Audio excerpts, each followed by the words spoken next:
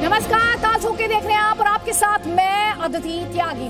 सियासत का कर्मपथ, जी हां, राष्ट्र निर्माण की शपथ, और इस शपथ को पूरा करने के लिए हर सियासी दल चुनाव मैदान में उतरता है। आप जानते हैं, रैलियों में नारे लगते हैं, वादे होते हैं, आरोपों प्रत्यारोपों का दौर चलता है ताकि जनता अपने लिए सही पार्टी और उम्मीदवार का चुनाव कर सके। लेकिन जरा विडंबना देखिए कि इन रैलियों में आरोप लगाने के लिए सबूत की जरूरत भी नहीं पड़ती, तो सियासी दल अपना अपना सच अपने अपने तरीके से वोटर के सामने रखते हैं और इसलिए तय कर पाना मुश्किल हो जाता है कि मैं कौन सच्चा है और कौन झूठा है। तो इस सियासी लड़ाई में अब कुछ नए शब्द गढ़े गए हैं।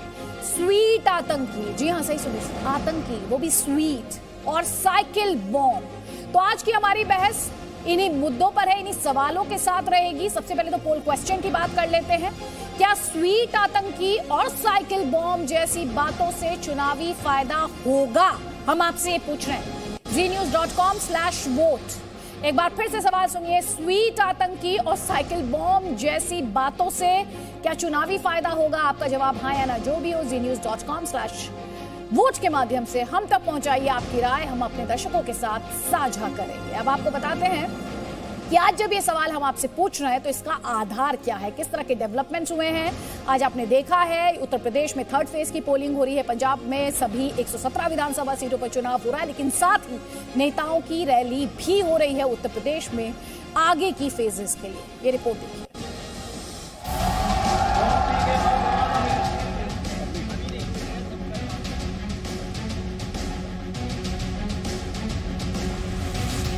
यहां समाजवादी पार्टी का जो चुनाव सिंबल है ना, उनका चुनाव का निशान है।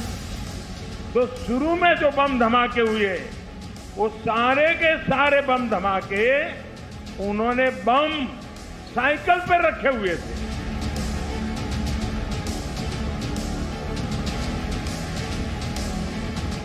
मैं हैरान हूं, ये साइकिल को उन्होंने क्यों पसंद किया।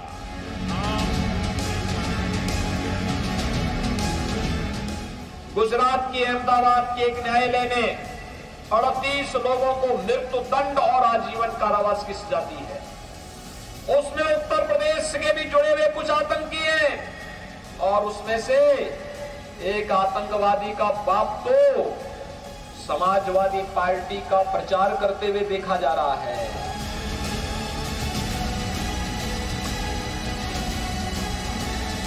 और जहां तक सवाल अनुराग ठाकुर का है, वो मंत्री हैं, जिस समय की घटना हुई होगी ब्लास्ट, उसी के आसपास हमें और वो सब लोग एक गाड़ी में बैठ करके डिफेंस की ऑफिस में गए थे। वहां पर टेरिटोरियल आर्मी की कोई बहुत ट्रेनिंग थी।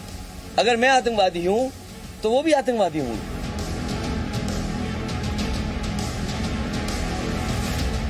अतवादी मीन्स एंटी नेशनल, जो टेररिस्ट हैं वो लोगों को मारते हैं। How can you be a sweet आतंकवादी? इसको थोड़ा सा अंग्रेजी सीखे। बौखलाहट है उनकी, सिर्फ हमारा नाम लेते हैं। आपस में ये भूल गए कि वो भी लड़ रहे हैं, वो भी लड़ रहे हैं।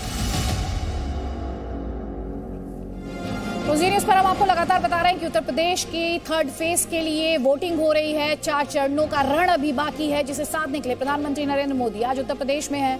हरदोई में उन्होंने जनसभा की। इस दौरान इशारों में आतंकवाद के मुद्दे पर समाजवादी पार्टी को घेरा। प्रधानमंत्री मोदी ने कहा, अहमदाबाद में हुए आतंकी हमले में साइकिल का इस्तेमाल किया गया था। अब ये कहने की जरूरत नहीं कि प्रधानमंत्री मोदी यहाँ किसे पर सवाल उठा रहे थे, किससे सवाल पूछ रहे थे, लेकिन वो इतने पर ही नहीं रुके। उन्होंने यूपी में पहले की समाजवादी पार्टी की सरकार पर सीधे आरोप लगाया कि अखिलेश राज में आतंकियों से मुकदमे वापस लिए गए। दूसरी ओर कभी अरविंद केजरीवाल के साथी रहे कुमार विश्वास ने अरविंद केजरीवाल को खालिस्तान कनेक्शन पर घेरा, तो केजरीवाल ने कहा कि वो स्वीट आतंकी हैं। उनका वो बयान भी आपको याद होगा। और इसीलिए ताल ठोक के हम आज ये पूछ रहे हैं कि यूपी टू पंजाब आतंक पर होगी क्या जीत और हार? मोदी का साइकिल बॉम्ब क्या अखिलेश को कर देगा ये बेदम? खालिस्तानी से चोट या स्वीट आतंकी पर पड़ेगा वो? आतंक ने असली मुद्दों से क्या भटकाने का काम किया है, या फिर इसे भड़काने की पॉलिटिक्स भी कहा जाए? कि असली मुद्दे क्या हैं उन पर बात नहीं हो रही और अब आप लगातार आतंकी, स्वीट आतंकी, साइकिल बम, इस तरह के शब्दों के बारे में सुन रहे हैं। कई खास मेहमान हमारे साथ हैं, लेकिन उससे पहले मैं चाहूंगी आप प्रधानमंत्री मोदी ने क्या कहा वो आप सुने, उसके बाद बहस की शुरुआत करेंगे।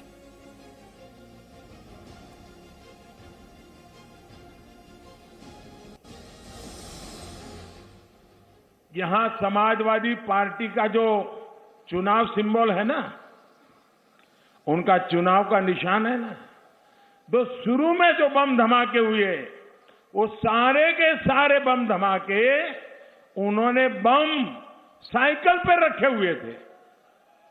अब देखिए, साइकिल पे बम रखे हुए थे और जहां लोग सब्जी वगैरह खरीदने के लिए आते हैं वहीं साइकिल पार्क करके चले गए थे और एक समय चारों तरफ ये साइकिलों पर रखे हुए बम धमाके फूटे। मैं हैरान हूं, ये साइकिल को उन्होंने क्यों पसंद किया। यहां समाजवादी तो कई खास मेहमान हमारे साथ हैं। शहजाद पूनावाला बीजेपी का पक्ष रखने के लिए, रोशनी जायसवाल कांग्रेस पार्टी का पक्ष रखने के लिए, अली मुर्तजा समाजवादी पार्टी का पक्ष रखने के लिए, सईदा फलक आपको दिखाई दे रही हैं, एआईएमआईएम का पक्ष रखने के लिए परविंदर सिंह सेठी, श्रोमणी अकाली दल का पक्ष रखने के लिए, और अब से बस थोड़ी देर में सुबुही खान हमारे साथ जुड़ेंगी। सबसे पहले तो अली मुर्तजा, प्रधानमंत्री का रिएक्शन, प्रधानमंत्री ने क्या कहा, बम कहां रखे गए थे, साइकिल को लेकर जो प्रहार किया है और जो बड़ी बातें कही हैं उस पर आपका जवाब। देखिए, प्रधानमंत्री मोदी जी को भड़काने और भटकाने की राजनीति कर रहे हैं। जो असल मुद्दे हैं चुनाव के वो उससे दूर जाने की कोशिश कर रहे हैं। देखिए, जब प्रधानमंत्री मोदी जी अपनी डबल इंजन की सरकार बना के देश में वापसी की थी तो ये कहते थे कि हम चीन को लाल आंख दिखाएंगे, एक के बदले 10 सर लाएंगे। लेकिन हुआ क्या, 12 हमले हो चुके हैं, 136 से ज्यादा जवान शहीद हो चुके हैं। तो उसके बारे में ये कुछ कहते ही नहीं है। उरी हमला, मणिपुर हमला, गुरदासपुर हमला, पठानकोट, अनंतनाग, पंगोर, ख्वाजा, पुंछ, उरी, अमरनाथ, सीआरपीएफ कैंप। आपसे क्या सवाल पूछ रही जैसे इतने मैं आपसे क्या सवाल पूछ रही हूँ। प्रधानमंत्री ने समाजवादी पार्टी को लेकर जो बड़ा हमला किया है उस पर समाजवादी पार्टी की तरफ से जवाब, आप तो पलट कर सवाल पूछ रहे हैं सर। देखिए, लालछन लगाने के अलावा या मुद्दे भटकाने के अलावा कोई नहीं है। देखिए, चुनावी जुमले हैं, चुनावी जुमलों में हमारे प्रधानमंत्री जी ऐसी छोटी छोटी बातें करते रहते हैं जो छोटी और तुच्छ बातें हैं। देखिए, सब कोई साइकिल पे जाए या मोटरसाइकिल से जाए या कार में जाके बम हमला करे तो उसका समाजवादी पार्टी से क्या लेना देना। आतंकवादी आतंकवादी होता है। आज ही की खबर थी, मैं अभी पढ़ रहा था, दैनिक भास्कर ने बड़ी अच्छी से प्रमुखता से उसको छापा है। अली मुर्तजा, देखिए जो जी न्यूज, सुनिए, जी न्यूज की अकाउंटेबिलिटी, जो हम अपना कंटेंट दिखाते हैं, जो हम अपनी खबर दिखाते हैं, उसके लिए दूसरे प्लेटफॉर्म पर क्या हो रहा है, क्या कहा जा रहा है, उसके हवाले से आप यहाँ पर कुछ बोलेंगे, उसके लिए ना हम जिम्मेदार हैं ना उसके लिए हमारी कोई जवाबदेही है। तो आप जल्दी से मुद्दे पर आए। जो बड़ी बात, जो बड़ा हमला प्रधानमंत्री मोदी द्वारा किया गया आतंक पर और सीधे तौर पर कटघरे में खड़ा करने की कोशिश समाजवादी पार्टी के रवैये को उस पर की गई है, उस पर आपका जवाब मांग रही हूँ सर। देखिए, आतंक पे कोई हमला नहीं किया गया है, ये इनकी बौखलाहट है। चीन और पाकिस्तान हमारे देश पे निरंतर हमले करते रहे और हमारे देश के गृह मंत्री वो आते हैं, वो कहते हैं कि जी हमने जो प्रोग्रेसिव का जो खिताब हम पाकिस्तान को दे रखा है वो हमने छीन लिया। कार्रवाई करने की जगह वो कहते हैं एक के बदले 10 सर लाने की बात कही गई। एक सर तो आया नहीं है आज तक। नहीं, कौन सा, क्या पाकिस्तान को एक खिताब दे रखा था हमारी भारत सरकार ने, क्या खिताब? मोस्ट फॉरवर्ड नेशन का एक खिताब दे रखा, मोस्ट फॉरवर्ड नेशन का एक खिताब दे रखा था भारत सरकार ने। वो पुलवामा अटैक के बाद वो छीन लेते हैं कार्रवाई करने की जगह। ये मैं नहीं कह रहा, ये भारत के रक्षा मंत्री गृहनाथ जी का बयान है, ये ऑन रिकॉर्ड है। मोस्ट फॉरवर्ड नेशन नहीं, शायद आप मोस्ट फेवर्ड नेशन कहना चाह रहे हैं। नहीं, मोस्ट फॉरवर्ड नेशन का जो खिताब है भारत सरकार ने दिया था और भारत के रक्षा मंत्री जी का बयान आता है, वो कहते हैं कि पुलवामा अटैक के बाद में कि हम पाकिस्तान से मोस्ट फॉरवर्ड नेशन का जो खिताब है। साइकिल पर बम की बात पूछ रही थी, आपने कहा पाकिस्तान ने हमला किया। कौन सा हमला पाकिस्तान ने, पाकिस्तान के कुछ हमले आप बताएंगे? आतंकी हमलों की बात कर रहे हैं आप? जी, और बिल्कुल भारत बात की कर रहा तरफ हूं से मैं उरी सर्जिकल हमले की। स्ट्राइक, एक सेकंड, सर्जिकल स्ट्राइक और एयर स्ट्राइक पर आपको भरोसा है या नहीं है? पहले मैं ये क्लैरिटी आपसे ले लूं। देखिए कितने सर 10 एक के बदले 10 सर लाने की बात हुई थी, यहाँ तो 136 जवानों नहीं, आप सर्जिकल शहीद हो चुके स्ट्राइक हैं। और एयर स्ट्राइक जो भारत द्वारा की गई उन्हें आप मानते हैं या नहीं मानते हैं? देखिए हमारे जो देश जब जवान शहीद हुए थे पूरी दुनिया ने देखा। अगर आपने एक के बदले 10 सर लाने की बात तो किसी दुनिया की मीडिया ने क्यों नहीं दिखाया? आपसे मेरा आपने कितने सवाल सर है, लेके आए? क्या आप सर्जिकल स्ट्राइक और बालाकोट एयर स्ट्राइक को मानते हैं या नहीं मानते हैं? ये सिर्फ एक चुनावी स्टंट था, ये कोई कार्रवाई नहीं की गई थी। ये मैं इस पर रूप से बता देना चाहता हूं। देखिए उरी हमला हुआ 2014 में। सर आपको चुनाव दिख रहा है? चुनाव नहीं दिख रहा, बिल्कुल सही बात बता रहा हूं। आपको इस बात का अंदाजा है, जब आप ये बात कह रहे हैं तो आप किससे सवाल पूछ रहे हैं? आपको अंदाजा है? बिल्कुल प्रधानमंत्री जी से बात कर रहा हूं, भारत सरकार से सवाल पूछ रहा हूं। सर सर्जिकल स्ट्राइक और एयर स्ट्राइक्स कौन करते हैं? प्रधानमंत्री जी जाते हैं और स्ट्राइक्स करते हैं, या सिक्योरिटी फोर्सेस होते हैं, डिफेंस फोर्सेस होते हैं जो कैरी आउट करते हैं, जो एग्जीक्यूट करते हैं? लेकिन आप ये कह रहे हैं कि फोर्सेस ने कोई सर्जिकल स्ट्राइक की थी, आप ये कह रहे हैं एयर फोर्स ने कोई एयर स्ट्राइक नहीं की थी? भारत के प्रधानमंत्री जी ने एयर स्ट्राइक की थी। ये आपका स्टैंड है। आप फोर्सेस पर सवाल उठा रहे हैं। चुनाव है तो आप फोर्सेस पर फिर से सवाल उठा रहे हैं। देखिए पिछले हम 4 वर्षों से हम यही कह रहे हैं कि जब भी कोई स्ट्राइक करती है भारत की सेना करती है, लेकिन बीजेपी की मंडली पोस्टर लगा के। अभी तो मैंने आपसे पूछा सर्जिकल स्ट्राइक एयर स्ट्राइक, तो आपने कहा कि हम ये नहीं मानते हैं, चुनावी स्टंट है, ये है वो है। सर आप किस तरह की बातें करते हैं? किस तरह की बातें करते हैं? किसी को सबूत चाहिए, कोई फर्जी बताता है? 350 किलो आरडीएक्स कहां से आ गया? पूरा देश जानना चाहता है कि वो तो ठीक है, आज आपने क्लियर कर दिया कि समाजवादी पार्टी को ना सर्जिकल स्ट्राइक पर भरोसा है ना एयर स्ट्राइक पर भरोसा है। आज आपने क्लियर कर दिया और यकीन मानिए आपने अपमान किया है, आपने अपमान किया है डिफेंस फोर्सेस का। शहजाद पूनावाला आपका जवाब। सेना पे भरोसा है, शहजाद पूनावाला आपका जवाब। जो कार्यशैली है उस पर कोई भरोसा नहीं है। देखिए ये देश बहुत पहले से जवाब ले लीजिए। अली मुर्तजा को मैंने बहुत वक्त दिया, मैंने आपको, अब आप जवाब लीजिए। जी अदिति जी, मैं 10 मिनट से सुन रहा था, आतंकियों से करे प्यार, अपनी ही सेना पर करे वार, ये है तुष्टीकरण के असली यार, और जिन्ना के कसीदे गाए हजार। देखिए आज साबित हो गई, 5 मिनट में सारा खुल गया। आतंकवाद को समर्थन क्यों देते, उसका जवाब देने के बदले भारत की सेना को आज जिस प्रकार से अपमानित किया गया, माफ कीजिए, surgical strike, Balakot air strike Bharatiya Janata party ने नहीं किया, हमारी भारत की सेना और भारत की वायुसेना ने किया। और दोनों का प्रमाण या दोनों के बारे में बातें डीजीएमओ और हमारे एयर चीफ धनोआ साहब ने रखी, और आज उस पर सवाल उठाना। अदिति जी प्लीज, अदिति जी अदिति जी एक दर्शक आपके बहुत शो देखते हैं, इसको मैं चाहता हूं कि एक एक करके बात रखें, ताकि दर्शक मेरी बात में विश्वास रखते हैं या इस अली मुर्तजा की बात में विश्वास रखते हैं, वो तय कर ले। मैं एक बार अपनी बात कर लूं, अली मुर्तजा बोलते रहे। दूसरी बात, अदिति जी आज सवाल क्या उठा है? हम कहते हैं कि भारतीय जनता पार्टी अहमदाबाद ब्लास्ट में एक उदाहरण पेश करती है जीरो टॉलरेंस टुवर्ड्स टेररिज्म का, पर दूसरा मॉडल है एसपी मॉडल, संपूर्ण प्रोटेक्शन ऑफ टेररिज्म। और ये संपूर्ण प्रोटेक्शन का तस्वीर देखिए, ये है अब्बा जान ऑफ आतंकवाद। मतलब कि जो अहमदाबाद ब्लास्ट में मोहम्मद सैफ का अब्बा जान है, वो समाजवादी पार्टी का भाईजान है। ये तस्वीर उसके कमरे में है, ये यूपी गवर्नमेंट का सील लगा है। ये क्या रिश्ता है? ये चुनाव में कैंपेनिंग भी कर रहा था, और ये इसकी सत्यापित करने के लिए डीएनए न्यूज़पेपर जो आप ही के समूह का है उसकी रिपोर्ट भी है। मैं सवाल पूछना चाहता हूं, केवल इसका नहीं, आज प्रधानमंत्री ने बताया 2012 में मैनिफेस्टो में इन्होंने छापा था कि हम आतंकियों के केस वापस ले लेंगे, शुरू भी कर दिया था। और आपको मैं उस समय बताऊं कि वहां पर जब शुरू किया था तब वहां की कोर्ट ने, इलाहाबाद हाई कोर्ट ने, जस्टिस मौर्य और जस्टिस अग्रवाल ने कहा था ये क्या कर रहे हो, आज आतंकवादियों को छोड़ोगे, कल उनको पद्म भूषण दोगे। इसके अलावा एक और प्रमाण मैं देता हूं, सिमी को इन्होंने मासूम बताया 2006 में, अबू आजमी, इनके एक और भाईजान गए थे, अबू बशर, जो इसमें ही कन्विक्ट हुआ है, उसको मिलने और पेट्रोनेज देने की, नहीं तू तो मासूम है, तुझको कुछ नहीं होगा। इसीलिए हम कहते हैं सपा ने इस बार ठाना आतंकवाद को है बचाना। और ये देखिए, साइकिल तो समाजवादी पार्टी का निशान है, पर यह संयोग है या प्रयोग है कि कई आतंकियों ने Varanasi blast, Lucknow blast, Faizabad blast, जो ब्लास्ट हुए थे, उन ब्लास्ट में साइकिल का इस्तेमाल किया था। अयोध्या में भी इस्तेमाल किया गया था। और यह ब्लास्ट करने के लिए एक प्रकार से साइकिल का इस्तेमाल आतंकवादी कर रहे थे, और आतंकवादी संरक्षण पाने के लिए साइकिल चिन्ह वाली पार्टी का इस्तेमाल कर रहे थे। तो ये संयोग है, प्रयोग है, या वोट बैंक का उद्योग है, ये अली मुर्तजा समझाए। परंतु अली मुर्तजा ने जिस प्रकार से हमारी सेना का अपमान किया है, ये समाजवादी पार्टी का असली चरित्र है। कोई नहीं किया गया। जवाब लीजिए उनसे, जवाब लीजिए अली मुर्तजा, जवाब दीजिए। किया था राम गोपाल यादव ने, पुलवामा का दोष भारत पर डाला था। ये वही भाषा बोलते हैं।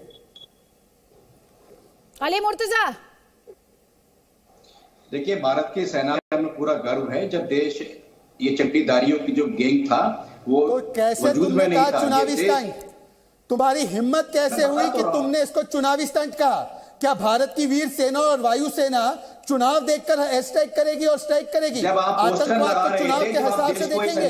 ये आपका हो सकता है एजेंडा कि चुनाव आ गए, आतंकियों छोड़ो। स्ट्राइक की तो आपको जब सोचना चाहिए था कि ये सेना ने किया है, बालाकोट, प्रधानमंत्री ने किया, बालाकोट, ये जो है स्ट्राइक सेना ने की थी। लेकिन आप उस टाइम फिर ठोक रहे थे कि भारत सरकार के प्रधानमंत्री ने एयर स्ट्राइक की है। ये मैं उसी के लिए जवाब दे रहा हूं। क्यों बोला? देखिए, जब फिर चुनावी स्टंट क्यों बोला आपने? और बताइए, कोई व्यक्ति, ये आतंक का अब्बाजान साइकिल आपके पे बम भाईजान फोड़ के देता साथ क्यों है, है? आपकी सरकार में अगर कोई साइकिल पे बम फोड़ देता है तो उससे समाजवादी का क्या लेना देना? इस तस्वीर से हमारा कोई लेना देना नहीं है। समाजवादी पार्टी का इस तस्वीर से कोई लेना देना नहीं है। और ये फोटो सबसे प्राइवेट फोटो है।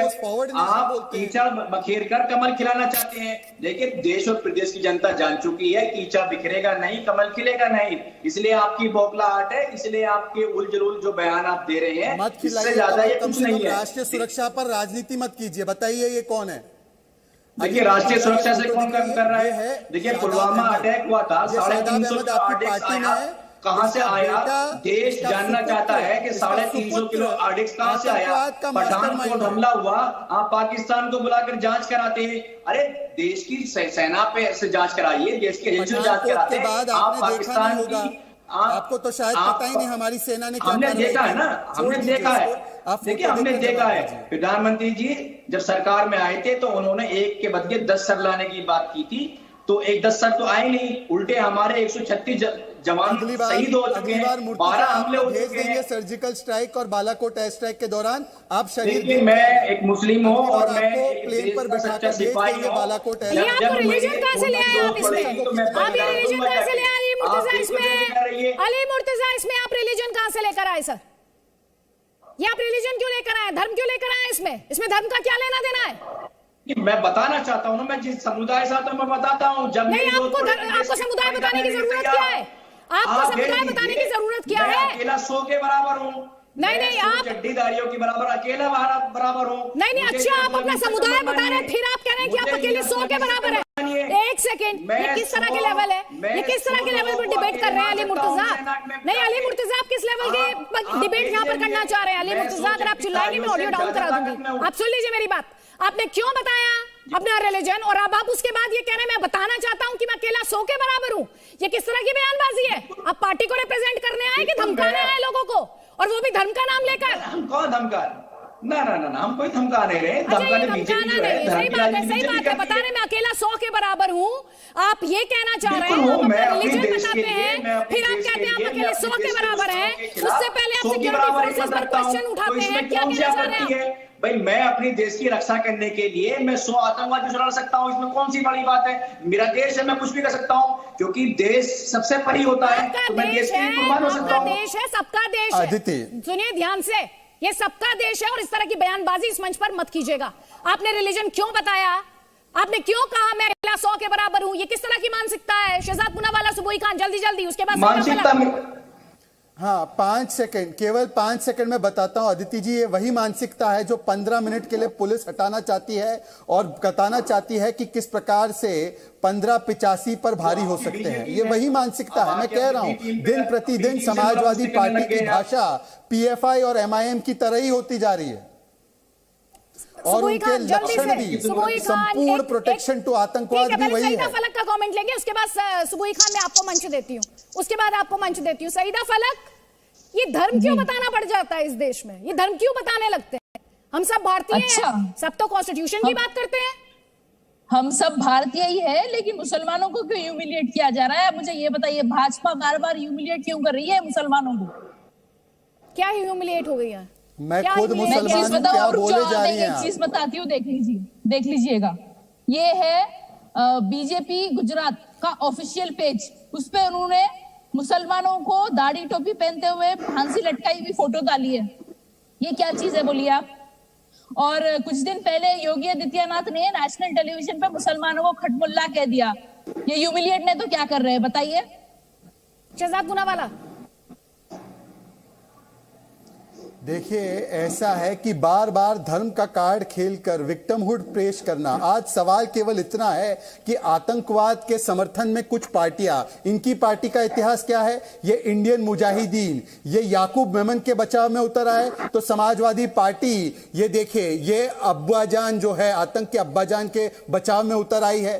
तो आज सवाल यही, और कांग्रेस पार्टी भी यही है। कांग्रेस पार्टी भी उस समय पर अहमदाबाद ब्लास्ट हुआ तो दिग्विजय सिंह, नरेश यादव, ये तमाम लोग गए थे वहां पर आतंक को बचाने के लिए, आतंकवाद को बचाने के लिए और बताने के लिए कि ये सारे बहुत सारे इनोसेंट लोग हैं। आज मैं इनसे सवाल पूछना चाहता हूं, जब कोर्ट का वर्डिक्ट आया है, ना एमआईएम ने, ना समाजवादी पार्टी ने, ना कांग्रेस पार्टी ने इसका स्वागत किया है। उल्टा कांग्रेस पार्टी और समाजवादी पार्टी के प्रत्यक्ष अप्रत्यक्ष साथियों ने तो इसको चैलेंज किया है। ये बताता है कि इनको केवल और केवल तुष्टीकरण की राजनीति में आतंकवाद के साथ भी खड़ा होना है, वोट बैंक की राजनीति करनी है राष्ट्रनीति पर। जो भाजपा के ऑफिशियल पेज पे जो फोटो पोस्ट की गई है, उसका जवाब शहजाद ने नहीं दिया। जो योगी आदित्यनाथ का कमेंट था मुसलमानों के ऊपर, उसका जवाब शहजाद ने नहीं दिया। बोलो ना शहजाद, ये क्यों ह्यूमिलिएट किया जा रहा है? बोलो, कब तक नफरत की राजनीति? कब तक? इसका जवाब मैं आपको दे देता हूँ। और कोई इसका जवाब मैं आपको दे देता हूँ। इसका जवाब मैं दे देता हूँ। सईदा फलक, मैं इसका जवाब दे देता हूँ, आपको जवाब दे देता हूँ। आपको जवाब चाहिए ना? जब आपके अकबरुद्दीन ओवैसी ने हिंदू देवी देवताओं को गालियां दी, उसके बारे में आपने कुछ कभी कहा? जब आपके वारिस पठान कहते हैं कि महिलाएं मोबाइल फोन की तरह हैं, आपने कुछ कहा? जब आप झूठे, अच्छा, कई महीने जेल रहे हैं। जब आपके पार्टी के नेता कहते हैं कि मेरी गर्दन पर चाकू रख दो, मैं भारत माता की जय नहीं बोलूंगा, इसके बारे में कुछ आपने कहा? पहले इसके बारे में जवाब दीजिए, फिर मैं आपको बताऊंगा। जो आतंकवादी है, वो आतंकवादी को बचाने का आप लोगों का धर्म बन चुका है। करते हो आतंकवादियों को बचाना आपका धर्म बन चुका है। आप लोग के पास कोई मुद्दा है नहीं, काम के दम पर आप लोग इलेक्शन नहीं जीत सकते। आप लोग को सिर्फ यही काम करने आता है। अहमदाबाद वर्डिक्ट में ये आतंकवादी कन्विक्ट हुआ और उसका पिता समाजवादी पार्टी में है। क्या इसका खंडन करती हैं आप, हाँ या ना?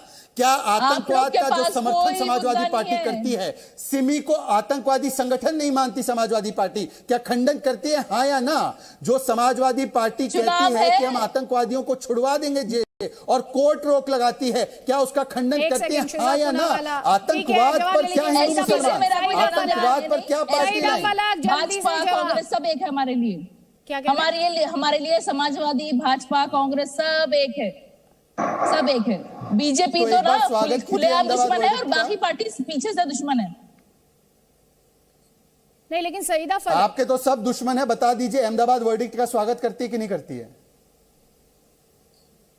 भाजपा, कांग्रेस, समाजवादी सब एक ही है हमारी नजर में। कोर्ट के वर्डिक्ट का भी स्वागत नहीं कर पाते अदिति जी इस देश में, संविधान करने वाले। That is precisely my question, Saeeda फलक, कि कॉन्स्टिट्यूशन सुबोई खान में दूंगी फ्लोर, प्लीज एक मिनट।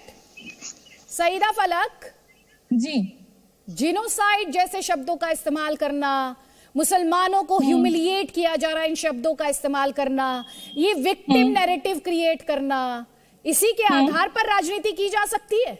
इसी के आधार पर मुसलमानों के बीच जाकर ये कहना कि अरे तुमसे तो दरी ही बिछवाई जाती है, मुस्लिमों के बीच जाकर कहना अरे तुमसे तो बैंड बाजा ही बजवाया जाता है, उनसे जाकर ये कहना कि अरे ठाकुरों ने नेता चुन लिया, दलितों ने नेता चुन लिया, ओबीसी ने नेता चुन लिया, तुम अपना नेता कब चुनोगे? अच्छा नहीं, जवाब दीजिए। सही बात है ना भाई, जब हर समाज का एक नेता है तो मुसलमानों का भी एक नेता होना चाहिए, उसमें क्या गलत बात है? जब हमारे हक की बात कोई नहीं करता तो हम क्यों आवाज ना उठाए उनके हक में? हम क्यों ना आवाज उठाए? जब हर समाज का नेता है तो मुसलमानों का नेता क्यों नहीं, दलितों का? धर्म के आधार पर राजनीति करते हैं, मानते हैं ना आप? धर्म के आधार पर राजनीति करते हैं, जो आप दूसरों पर आरोप लगाते हैं ये कबूल करते हैं ना? जब सो कॉल्ड सेक्युलर पार्टीज हमारे हक इंसाफ की बात नहीं करते तो हम आएंगे ना आगे? हम क्यों नहीं आएंगे भाई? आप धर्म के आधार पर राजनीति करते हैं, मान लीजिए इस बात को। नहीं मान लीजिए धर्म के नाम पर राजनीति नहीं। अच्छा, धर्म के आधार पर राजनीति नहीं करते। अभी एक सेकंड पहले कह रहे थे कि हम नहीं बात करेंगे। क्या बराबरी की राजनीति? बराबरी की राजनीति, ये बराबरी की राजनीति क्या बस ये कि मुसलमानों अपना नेता चुन लो? बराबरी की राजनीति है? इस देश में सिर्फ मुसलमान रहता है? जब हमारा कोई क्या बराबरी की बात की जाती है तो सिर्फ मुसलमान की बात की जाती है क्या? हम क्यों ना आगे आए? मुसलमानों का नेता होने से हमसे क्या मतलब है आपका? आप अभी कह रही हम धर्म की राजनीति नहीं करते। आप डिसाइड कर लीजिए, आप डिसाइड कीजिए कि आप धर्म की राजनीति करते हैं या तो ये कबूल कर लीजिए कि हाँ हम करते हैं। नहीं। अब हम सिर्फ हक और इंसाफ के लिए लड़ रहे हैं, हमारे लिए कोई आवाज नहीं उठाता, इसलिए हम आगे आए हैं। उसमें क्या गलत है? आप अभी आरोप लगा रही थी कि बीजेपी के पास कोई मुद्दा नहीं है, वो धर्म की राजनीति करते हैं। वही सवाल मैं आपसे भी पूछ रही हूँ, अब उसका जवाब आपके पास है नहीं। अरे भाई, जब हमको बराबर नहीं समझ रखा है तो हम बराबरी की लड़ाई लड़ रहे हैं, हिस्सेदारी की। मैं बोल तो रही हूँ। आपको किसने बराबर नहीं समझ रखा? आपको किसने बराबर नहीं समझ रखा? ये फीलिंग आपके अंदर कहां से आया? बराबर नहीं समझ रहे इसलिए तो सब हो रहा है देश में।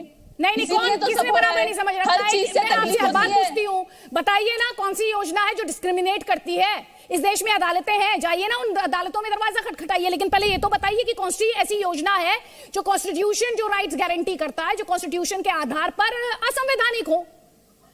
अरे भाई, सब तो नजर आ रहा है आपको, हिजाब बैन, ट्रिपल तलाक, सीए, अज़ान से प्रॉब्लम। तब अदिति जी 5 सेकंड दे दीजिए। आपको तो मैंने फोटो दी, अभी तो ये कॉन्स्टिट्यूशन के खिलाफ है, ये कॉन्स्टिट्यूशन के खिलाफ है। जो बातें आप कर रही हैं कॉन्स्टिट्यूशन के खिलाफ है। ट्रिपल तलाक पर बैन आप कॉन्स्टिट्यूशन के खिलाफ है। कॉन्स्टिट्यूशन के खिलाफ ही है, कॉन्स्टिट्यूशन के खिलाफ है। इस पर मैं आगे मैं सुबुई खान को ले आती, जो इनको सूट नहीं करता, जो इन्हें सूट नहीं करता, इन्हें सुविधाजनक नहीं लगता, वो कॉन्स्टिट्यूशन के भी खिलाफ है। ट्रिपल तलाक, सईदा फलक यहां बैठकर कह रही हैं कि कॉन्स्टिट्यूशन के खिलाफ है ट्रिपल तलाक पर पाबंदी, और सीए भी के हिसाब से कॉन्स्टिट्यूशन के खिलाफ है, जिसका भारतीय मुसलमानों से कोई लेना देना नहीं है, लेकिन उसमें इन्हें मुसलमानों का विक्टिमहुड दिख रहा है। जी अदिति, देखिए, सबसे पहले तो मैं एक बात का बहुत ही पुरजोर खंडन करती हूं कि हमारा देश कंट्री है। ये लोग बार बार बोलते हैं सेक्युलर है, अपनी सुविधा के हिसाब से इस्तेमाल करते हैं, लेकिन मैं इस बात का खंडन करती हूं कि अगर हमारा देश सेक्युलर कंट्री है तो एससी, एसटी, ओबीसी के नेता या ब्राह्मणों के नेता या मुसलमानों के नेता क्या होते हैं? ये जो कम्युनल इलेक्टोरेट की जो राजनीति है अदिति, इसी के कारण एक बार हमारे देश का विभाजन हो चुका है। किसी भी भाषा, जाति या क्षेत्र या संप्रदाय के आधार पर जो राजनीतिक पार्टियां बनती हैं, वर्गला के लोगों को उन्हीं की मातृभूमि के खिलाफ खड़ी रहती हैं। मैं कहती हूं उन लोगों का बिल्कुल कैंसिलेशन होना चाहिए। कोई भी पॉलिटिकल पार्टी समाज को बांटने वाली मानसिकता के साथ ऑपरेट भारत में नहीं करनी चाहिए। सेक्युलर कंट्री है तो हर रियल सेंस में पंथ निरपेक्ष हो। दूसरी बात, हमने कहावत सुनी है ना, चोर चोर मौसेरे भाई। अभी जो ये अली मुर्तजा जी बैठी हैं, इनसे कुछ और बात की उम्मीद भी नहीं की जा सकती, क्योंकि ये वो समाजवादी पार्टी को बिलोंग करते हैं जो सत्ता में रहने के लिए मुसलमानों के साथ खून माफ करती है। मुसलमान बच्चों को इन्होंने अपने शासनकाल में सिर्फ और सिर्फ अपराधी बनाया है। हमें वोट देते रहो, चाहे गुंडे बनो, बदमाश बनो, माफिया बनो, गैंगस्टर बनो, रेपिस्ट बनो, पूरे प्रदेश को आग में झोंक दो, लेकिन हम सत्ता में रहने चाहिए। कम्युनल इलेक्टोरेट की राजनीति खत्म होने का अब समय आ गया है। जो ये इल्जाम दूसरों पर लगाते हैं, उसके सबसे बड़े अपराधी खुद है। और उत्तर प्रदेश की जनता भी समझ गई है। मुर्तजा अली जैसे लोगों को और इनकी पार्टी को देखिएगा 10 मार्च को ऐसा मुंहतोड़ जवाब मिलने वाला है। उत्तर प्रदेश की 23 करोड़ जनता जान चुकी है उत्तर प्रदेश की मुसलमान महिलाएं भी जान चुकी हैं कि हमारे बच्चों को अपराधी कौन बनाता है।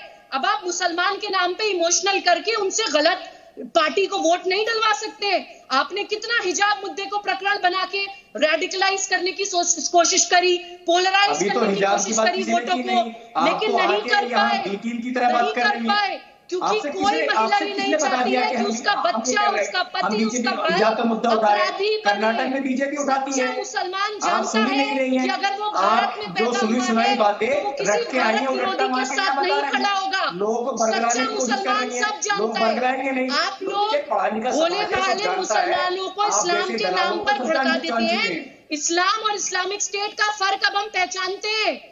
इस्लाम और इस्लामिक स्टेट एक नहीं है, ये हम जानते हैं। और इस्लामिक स्टेट का एजेंडा चलाने वालों को बिल्कुल किसने बता दिया कि यहाँ इस्लामिक स्टेट बनने वाला है? यहाँ इस्लामिक स्टेट की बात कहाँ जा रही? किसने बता दिया? पाकिस्तान को ख्वाब में देखा है क्या हमने? वाकई हुआ है हमारी धरती पे। पाकिस्तान बना इस्लाम के नाम पर, द्विराष्ट्रवाद चला इस्लाम के नाम पर, देश तोड़ा गया इस्लाम के नाम पर। पाकिस्तान को हमने जब 4 जन्म दिया, अरे पाकिस्तान से नूरा किस्त करेंगे? चीन से बात कीजिए, अमेरिका से बात हमारी गिनती कराइए। जब आप देखो पाकिस्तान, अरे पाकिस्तान को आप ही कर रहे थे, पाकिस्तान की बात तो अली मुर्तजा अभी ने सारी की पाकिस्तान की क्या कर रहे थे?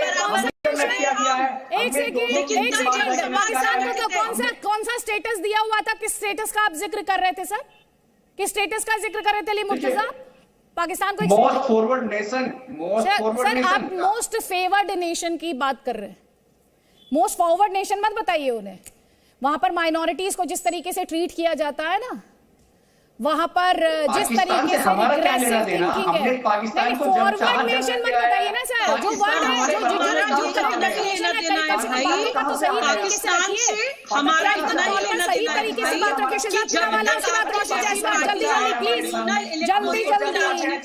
मोस्ट फेवर्ड नेशन को मोस्ट फॉरवर्ड नेशन बता दिया सर आपने। प्लीज ये उस मोस्ट फेवर्ड नेशन की व्याख्या आपने मोस्ट फॉरवर्ड नेशन के तौर पर कर दी सर। क्या बोलूं अब इसके आगे मैं? शहजाद पूनावाला। अरे सर, अरे मैं एक सर के बदले 10 सर लाने की बात। अदिति जी मैं बस 20 सेकंड में अपनी बात रखूंगा। मैं चाहता हूं कि मुझे बता दीजिए बस बीजेपी के प्रवक्ता साहब मुझे पूछ के बता दीजिए। अदिति जी प्लीज इस प्रकार से इंटरप्शन अच्छा नहीं है। दर्शक पसंद नहीं करते इस प्रकार की डिबेट। अली मुर्तजा सुन लीजिए, जवाब सुन लीजिए।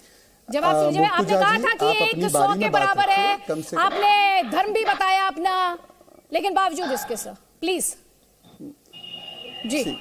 अब मुझे बस 20 सेकंड दे दीजिए, उसके बाद ये लोग अपनी बात रख सकते हैं। पहली बात तो मैं तथ्य पे रख दूं कि 26/11 का जब हमला भारत पर पाकिस्तान ने किया, तब हमारे फली मेजर साहब ने बोला अटैक कीजिए, पर हमने तब मोस्ट फेवर्ड नेशन का स्टेटस भी हटाने की जरूरत नहीं की। और आज वो मोस्ट फेवर्ड नेशन का स्टेटस नहीं है पाकिस्तान के साथ। तो प्लीज थोड़ा सा आप जानकारी प्राप्त करके आइए। और सर्जिकल स्ट्राइक भी हुआ, बालाकोट भी हुआ, पर ये इससे बड़ा मुद्दा देखिए हमारी बहन सैदा फलक, मुझे उस पर एक चीज पर बहुत गर्व होता है।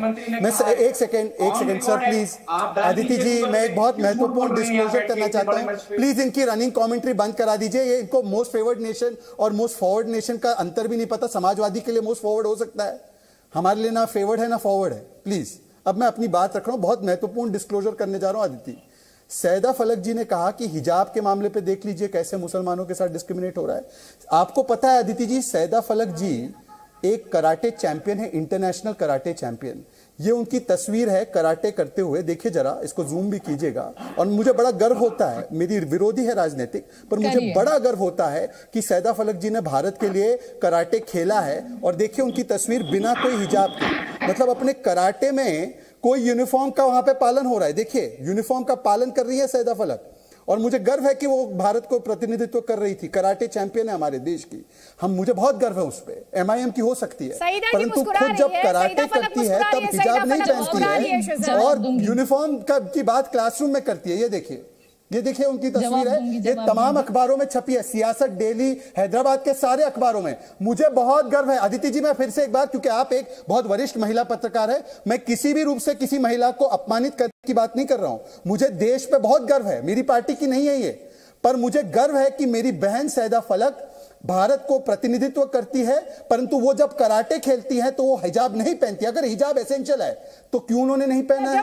और अगर हिजाब एसेंशियल नहीं है और तभी वो अपना यूनिफॉर्म पहनकर कराटे करती है तो लड़कियों को क्यों भड़काती है? जवाब दूंगी, बीच में मत बोलो। मैं बहुत बार बोल चुकी हूँ, जब से मैं डिबेट्स में आ रही हूँ हिजाब के, मैं बहुत बार बोल चुकी हूँ कि मैं पहले हिजाब नहीं करती थी और अब मैं हिजाब कर रही हूँ क्योंकि अल्लाह ने मुझे हिदायत दिया। जब मैं कराटे खेलती थी हिजाब नहीं करती थी। ऐसा नहीं है कि मैंने कराटे छोड़ दिया, आगे भी मेरे टूर्नामेंट्स है, चैंपियनशिप से मैं जाऊंगी, खेलूंगी। अब जो मैंने हिजाब शुरू कर दिया तो आगे के टूर्नामेंट्स में हिजाब पहन के करूंगी। हिजाब अलाउड है हमारे स्पोर्ट में, चाहे आप वर्ल्ड चैंपियनशिप में जाओ, एशियन गेम्स में जाओ, एशियन चैंपियनशिप में जाओ। मुस्लिम कंट्रीज से आती है लड़कियां हिजाब पहनकर फाइट करती है, हिजाब पहनकर अपनी कंट्री को रिप्रेजेंट करती है और इंशाल्लाह मैं भी हमारी कंट्री को, हिंदुस्तान को आगे रिप्रेजेंट करूंगी कराटे में, एशियन गेम्स में, वर्ल्ड चैंपियनशिप में हिजाब पहनकर। ये सब देखेंगे, आप लोग भी देखेंगे। पहले मैं नहीं करती थी और अब करती हूँ। अल्लाह का शुक्र है, अल्हम्दुलिल्लाह, अल्लाह ने मुझे हिदायत दिया, मैं करती हूँ अब हिजाब और आगे भी करूंगी। पहन के हिजाब इंडिया को रिप्रेजेंट करूंगी इंशाल्लाह इंडिया को रिप्रेजेंट करूंगी। सहूलियत वाली सियासत के लिए ना अदिति जी, सहूलियत वाली सियासत के लिए जब चाहे अल्लाह ने मुझे हिदायत दे दी है बोल दो और वोट बैंक के नाम पर राजनीति शुरू कर दो। ये तो बड़ा आसान तरीका है। इन्होंने कहा मुसलमानों को ह्यूमिलिएट किया जा रहा है। एक सेकंड अदिति जी, मेरा समय है, इन्होंने बोले अपनी बात, अब मेरा समय है। एक अकेली मुसलमान आप ही नहीं हो भाई, मैं भी मुसलमान हूं। और सुन लो एक मुसलमान के मुंह से, हाँ सुन लीजिए अदिति जी, 10 सेकंड, केवल 10 सेकंड अदिति जी, केवल 10 सेकंड आपसे इजाजत लेकर। अदिति जी, ये यूपीए की सरकार में एमआईएम साथ में थी 10 साल तक। आपको पता है ये वही कांग्रेस पार्टी और यूपीए है जिसके शासनकाल में पूरा निकालो तो 10 बड़े दंगे हुए जिसमें 15,000 से ज्यादा मुसलमान मारे गए। हाशिमपुरा, नेल्ली, अहमदाबाद के दंगे, ये भागलपुर के दंगे, मीरठ, मलियाना, इन्होंने उनके साथ गठबंधन किया और आज आकर कहते हैं जब एक भी संस्थागत तरीके से भेदभाव नहीं होता है मुसलमानों के साथ। आज उज्ज्वला दी जाती है तो मोहम्मद क्या और मोहित क्या, आज तो शिल्पा क्या, सुल्ताना क्या, आज जब घर में बिजली पहुंचती है तो क्या सुबोही और क्या अदिति, कोई फर्क नहीं किया जाता। तो आज इनको परेशानी है और जब बड़े 10 दंगे हुए उनके साथ भाईजान भाईजान कहकर गठबंधन बनाया। ये इनकी असली तस्वीर, जैसे कराटे वाली तस्वीर दिखाई है मैंने, ये इनका असली चेहरा वोट बैंक के तुष्टिकरण के यार है। सईदा फलक, जल्दी जल्दी।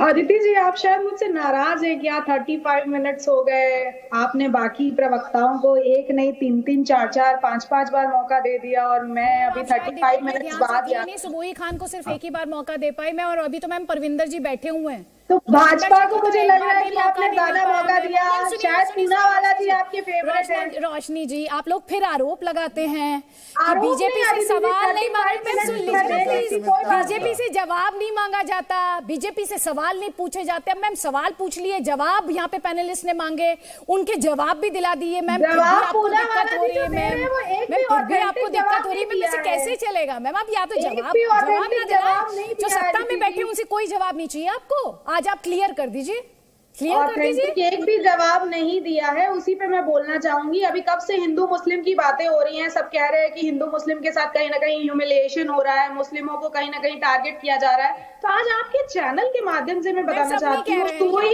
आपके सुनने में थोड़ा सा दोष हो गया। सब नहीं कह रहे, सब नहीं कह रहे। अली मुर्तजा जी अपना रिलीजन बताना चाहते थे, ये साबित करने के लिए, ये कहने के लिए कि वो 100 के बराबर हैं।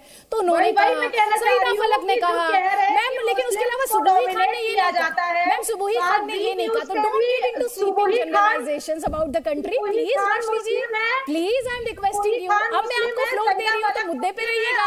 रोशनी जी प्लीज मुद्दे पे रहिएगा, आप अब मुद्दे पर आ जाइएगा प्लीज, मुद्दे पर आ जाइए। Thank you. मुद्दा यही है कि आतंक की बात हो रही है, गर्मी निकालने की बात हो रही है, चर्बी निकालने की बात हो रही है। सिर्फ कांग्रेस पार्टी ही है जो कह रही है कि युवाओं के लिए भर्ती निकालेंगे हम। अभी भाषा में फर्क आ गया है भाजपा के भी, सपा के भी, क्योंकि चुनाव नजदीक है और उनके हार का जो डर है उनके शब्दों में साफ दिख रहा है, उनकी बौखलाहट उनके शब्दों में साफ दिख रही है। सवाल नहीं सुना था मैम, आपने शायद सवाल नहीं सुना था। आपके लिए जो सवाल था वो ये था कि इस देश में जो दंगे हुए उनको, इस देश में जो धर्म की राजनीति की शुरुआत हुई, इस देश में जो तुष्टीकरण की राजनीति की शुरुआत हुई, उसके लिए आपकी पार्टी से सवाल है मैम। देखिए, जो पहले चीजें हुई हैं उससे क्या 7 साल में अच्छी हो गई चीजें? 7 साल में हमारा देश तरक्की करके नंबर 1 पे आ गया? क्या ऐसा हो रहा है? नहीं हुआ। ग्लोबल हंगर इंडेक्स में हमारा देश 101 नंबर पर जा चुका है। पाकिस्तान, बांग्लादेश, श्रीलंका, ये सब भुखमरी में हमसे कहीं ना कहीं अच्छे हैं, या वहां पे भुखमरी कम है, लेकिन भारत में भुखमरी इस कगार पे पहुंच गई। और हम बात कर रहे हैं कि 2014 से पहले देश की जीडीपी +10 थी और आज -23.9% है। भुखमरी की कगार पे आ गया है देश। और अब बात हो रही है कि 2014 से पहले क्या था? 2014 से पहले महंगाई दर कितनी थी? 100 रुपए पेट्रोल का रेट कभी हुआ था? 250 रुपए सरसों का तेल का रेट कभी हुआ था? और अब बात कर रहे हैं कि 2014 से पहले तो देश अमन और शांति की जिंदगी बिता रहा है। रोशनी जी, जो धर्म की राजनीति को लेकर सवाल है मैम, क्योंकि आप ही की पार्टी पर आरोप लगता है, आप ही की पार्टी पर, कि भाजपा जिस स्थिति में है वहां पर तो आप ही की पार्टी ने तुष्टीकरण की सियासत कर उसे पहुंचाया है। कई दलों को तो आपकी पार्टी ने खड़ा किया है। कांग्रेस पार्टी ही चलती आ रही है, सब धर्म एक, सिर्फ कांग्रेस पार्टी ही लेके चलती हुई आ रही है। लेकिन भारतीय जनता पार्टी जब से आई है वहां पे कहीं ना कहीं एक ही धर्म के लोगों को फेवर किया जा रहा है। ऐसा लोगों का क्यों सोच बन रही है? क्योंकि उनके साथ वो चीजें घटनाएं हो रही है। लोगों को कौन सा दल है वो? हाँ जी, कौन से दल के लोगों को फेवर किया जा रहा है? आप कह रही है एक ही दल के लोगों को फेवर किया जा रहा है। अरे बार बार कहा जाता है ना कि हिंदू धर्म के लोगों को कहीं ना कहीं यहाँ पे खतरा नहीं है, हिंदू विरोधी जो लोग थे उन लोगों को हटाया गया। तो मैं बताना चाहती हूँ आपके चैनल के माध्यम से, सबसे ज्यादा हिंदू विरोधी भाजपा ही है, क्योंकि सबसे ज्यादा हिंदू बेरोजगार भारतीय जनता पार्टी की सरकार में हुए हैं। आप डिसाइड कर लीजिए कि ये जो बार बार कहा जाता है कि हिंदुओं को कोई खतरा नहीं है, तो हिंदुओं की कितनी लिंचिंग हुई है, थोड़ा सा उसके बारे में होमवर्क कीजिएगा। राजस्थान में आपकी सरकार है मैम, उसके बारे में थोड़ा सा पढ़ लीजिएगा। जवाब में ले शहजाद पूनावाला से, लेकिन आपने सवाल का जवाब नहीं दिया। तुष्टीकरण की राजनीति की शुरुआत कहां से हुई? धार्मिक राजनीति को लेकर जो आपकी पार्टी पर आरोप लगता है, जो हिंदू और हिंदुत्व का फर्क समझाते हैं, उनके बारे में आप क्या कहेंगी? जो हिंदू और हिंदुत्व का फर्क समझाते हैं उनके बारे में भी दो शब्द सोच लीजिएगा प्लीज। शहजाद पूनावाला, उसके बाद परविंदर जी, प्लीज जल्दी जल्दी। शहजाद पूनावाला जी, देखिए अदिति जी कितनी विडंबना की बात है। जब महंगाई की रैली होती है तो राहुल गांधी राजस्थान की महंगाई के बारे में नहीं बोलते। बाय द वे, राजस्थान की महंगाई बिजली से लेकर जो पेट्रोल है सबसे ज्यादा है, पर उस पर ना बोलते हुए हिंदुत्व की परिभाषा समझाते हैं। अरे रोशनी जी, थोड़ा सा आवाज का अंधकार मत फैलाइए। रोशनी जी, आवाज का अंधकार मत फैलाइए। रोशनी जी तर्कों को ऊंचा कीजिए, आवाज को नहीं।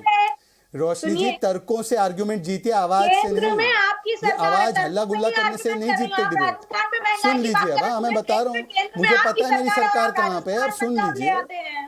अरे सुन तो लीजिए। नाम रोशनी है परंतु इतना ध्वनि रोशनी जायसवाल, जवाब ले लीजिए प्लीज। एक एक करके उसके बाद सईदा फलक और सुबुही खान और परविंदर जी उनसे पहले प्लीज। हाँ देखिए, मैं तो कहता हूं रोशनी जी, आइए चर्चा करते हैं। आपको किन मुद्दों पर करनी है? बेरोजगारी पर 18.5% बेरोजगारी थी, आज 3.5% है उत्तर प्रदेश में। राजस्थान में 54% बेरोजगारी है, सबसे ज्यादा। किसानों को 36,000 करोड़ का लोन माफी हमने उत्तर प्रदेश में दिया। 1,31,000 किसानों की जमीन नीलामी की ओर जा रही है राजस्थान में। अदिति जी, कैसे मैं तर्क सुनिए मेरी बात, आप दोनों से कह रही हूँ। रोशनी जायसवाल और शहजाद पूनावाला दोनों से कह रही हूँ, जब हम बेरोजगारी पर डिबेट करेंगे जवाब दे, तब हम आप दोनों को बुलाएंगे। मेहरबानी करके अभी आज के मुद्दे पर रहिए, आज के मुद्दे पर रहिए। उन्होंने सवाल का जवाब नहीं दिया। शहजाद उन्होंने सवाल का जवाब नहीं दिया। जो धार्मिक राजनीति के बीज बोने की बात उन पर वो आरोप लगते हैं, हिंदू और हिंदुत्व का फर्क समझाने वाले नेता जब कहते हैं सब मुद्दों से ध्यान भटकाया जा रहा है, उस पर कोई जवाब नहीं है उनके पास। लेकिन शहजाद पूनावाला, रोशनी जायसवाल प्लीज। शहजाद पूनावाला, जो आपकी पार्टी पर उन्होंने आरोप लगाया, उन्होंने कहा ना तो आप हिंदुओं के हैं और ना आप माइनॉरिटीज के हैं।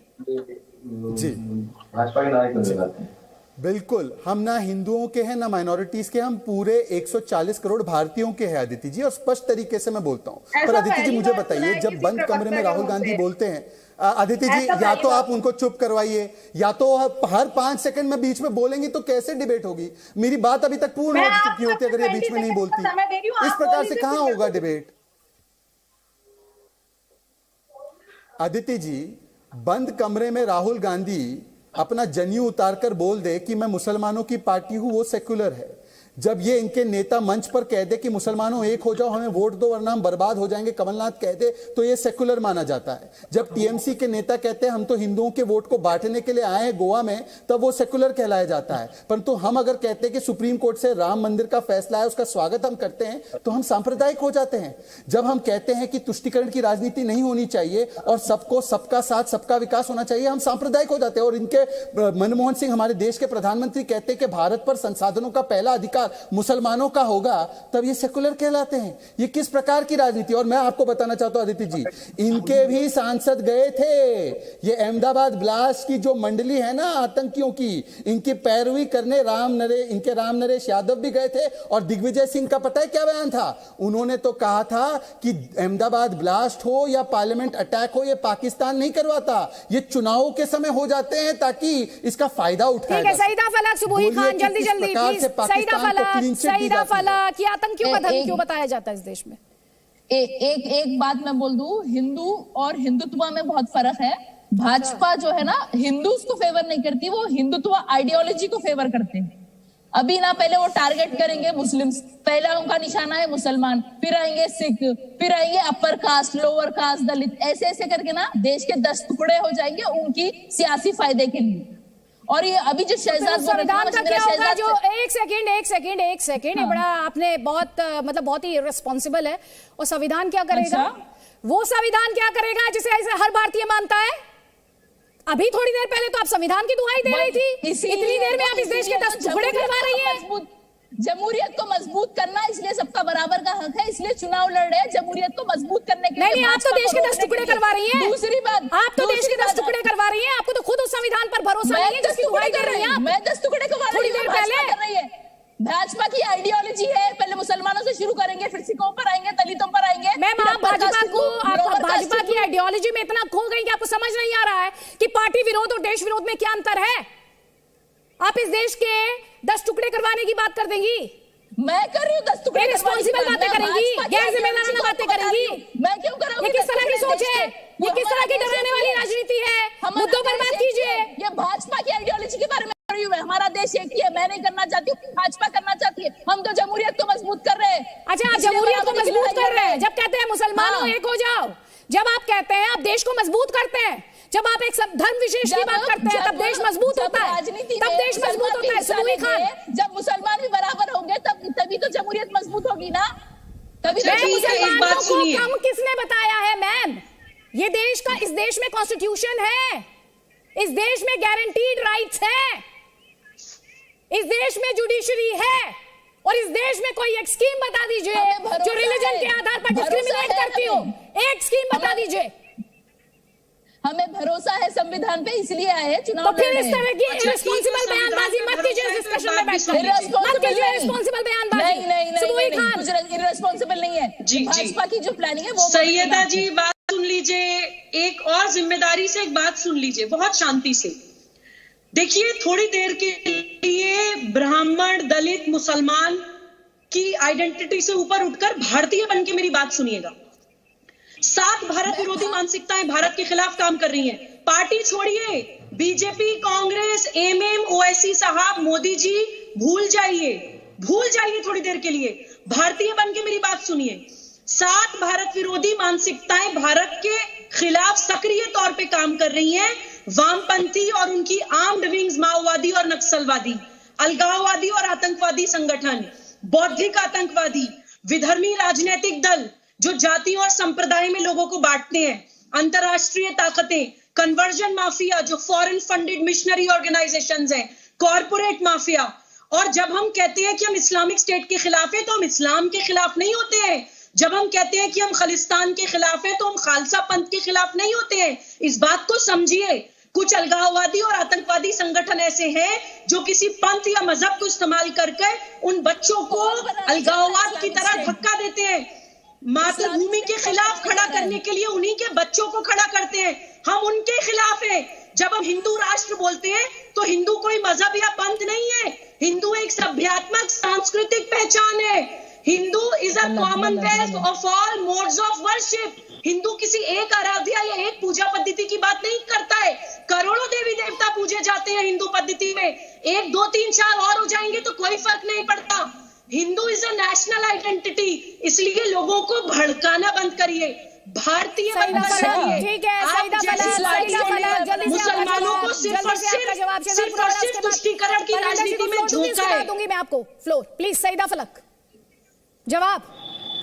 इस्लामिक स्टेट बनाने की किसने बात की? खालिस्तान बनाने की बात किसने की?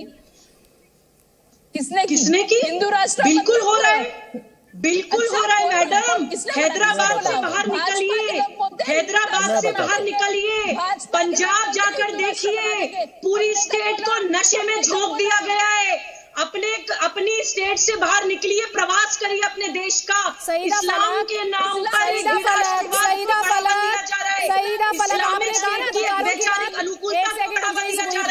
परविंदर जी मैं आपको फ्लो दूंगी, मैं जानती हूँ आप बहुत देर से इंतजार कर रहे हैं, उसके लिए बहुत बहुत माफी, मैं आपको फ्लो दूंगी सर, एक सेकंड दे दीजिए। सईदा फलक, अभी थोड़ी देर पहले आप अधिकारों की बात कर रही थी ना, होनी चाहिए, बिल्कुल होनी चाहिए। जब शाहबानो को मुआवजे का ऐलान देश की सर्वोच्च अदालत ने किया था, शाहबानो के अधिकारों को किसने कुचला था, वो किस तरह की राजनीति थी, बताएंगे आप मुझे? शाहबानो का केस हम यहाँ क्यों ला रहे हैं? मैंने क्यों नहीं लाएंगे? क्यों नहीं लाएंगे? अच्छा आप सिलेक्टिव होंगी, आप सिलेक्टिव होंगी, अब आप सिलेक्टिव होंगी। शाहबानो का केस क्यों ला रहे हैं? क्यों? मुस्लिम महिला के अधिकारों की बात शाहबानो के केस में नहीं होनी चाहिए थी? इस्लामिक स्टेट बनाने की बात किसने की? आप ये बताइए, मैं आपसे जो सवाल पूछ रही हूँ सईदा फलक, मुझे उस सवाल का जवाब चाहिए प्लीज। आप मुझे मेरे सवाल का जवाब दीजिए, जवाब दीजिए आप मुझे। सुप्रीम कोर्ट ने तो देश के कानून के हिसाब से फैसला दिया था ना सईदा फलक, देश के कानून के हिसाब से फैसला दिया था देश की सर्वोच्च अदालत ने, आपके हिसाब से या नहीं?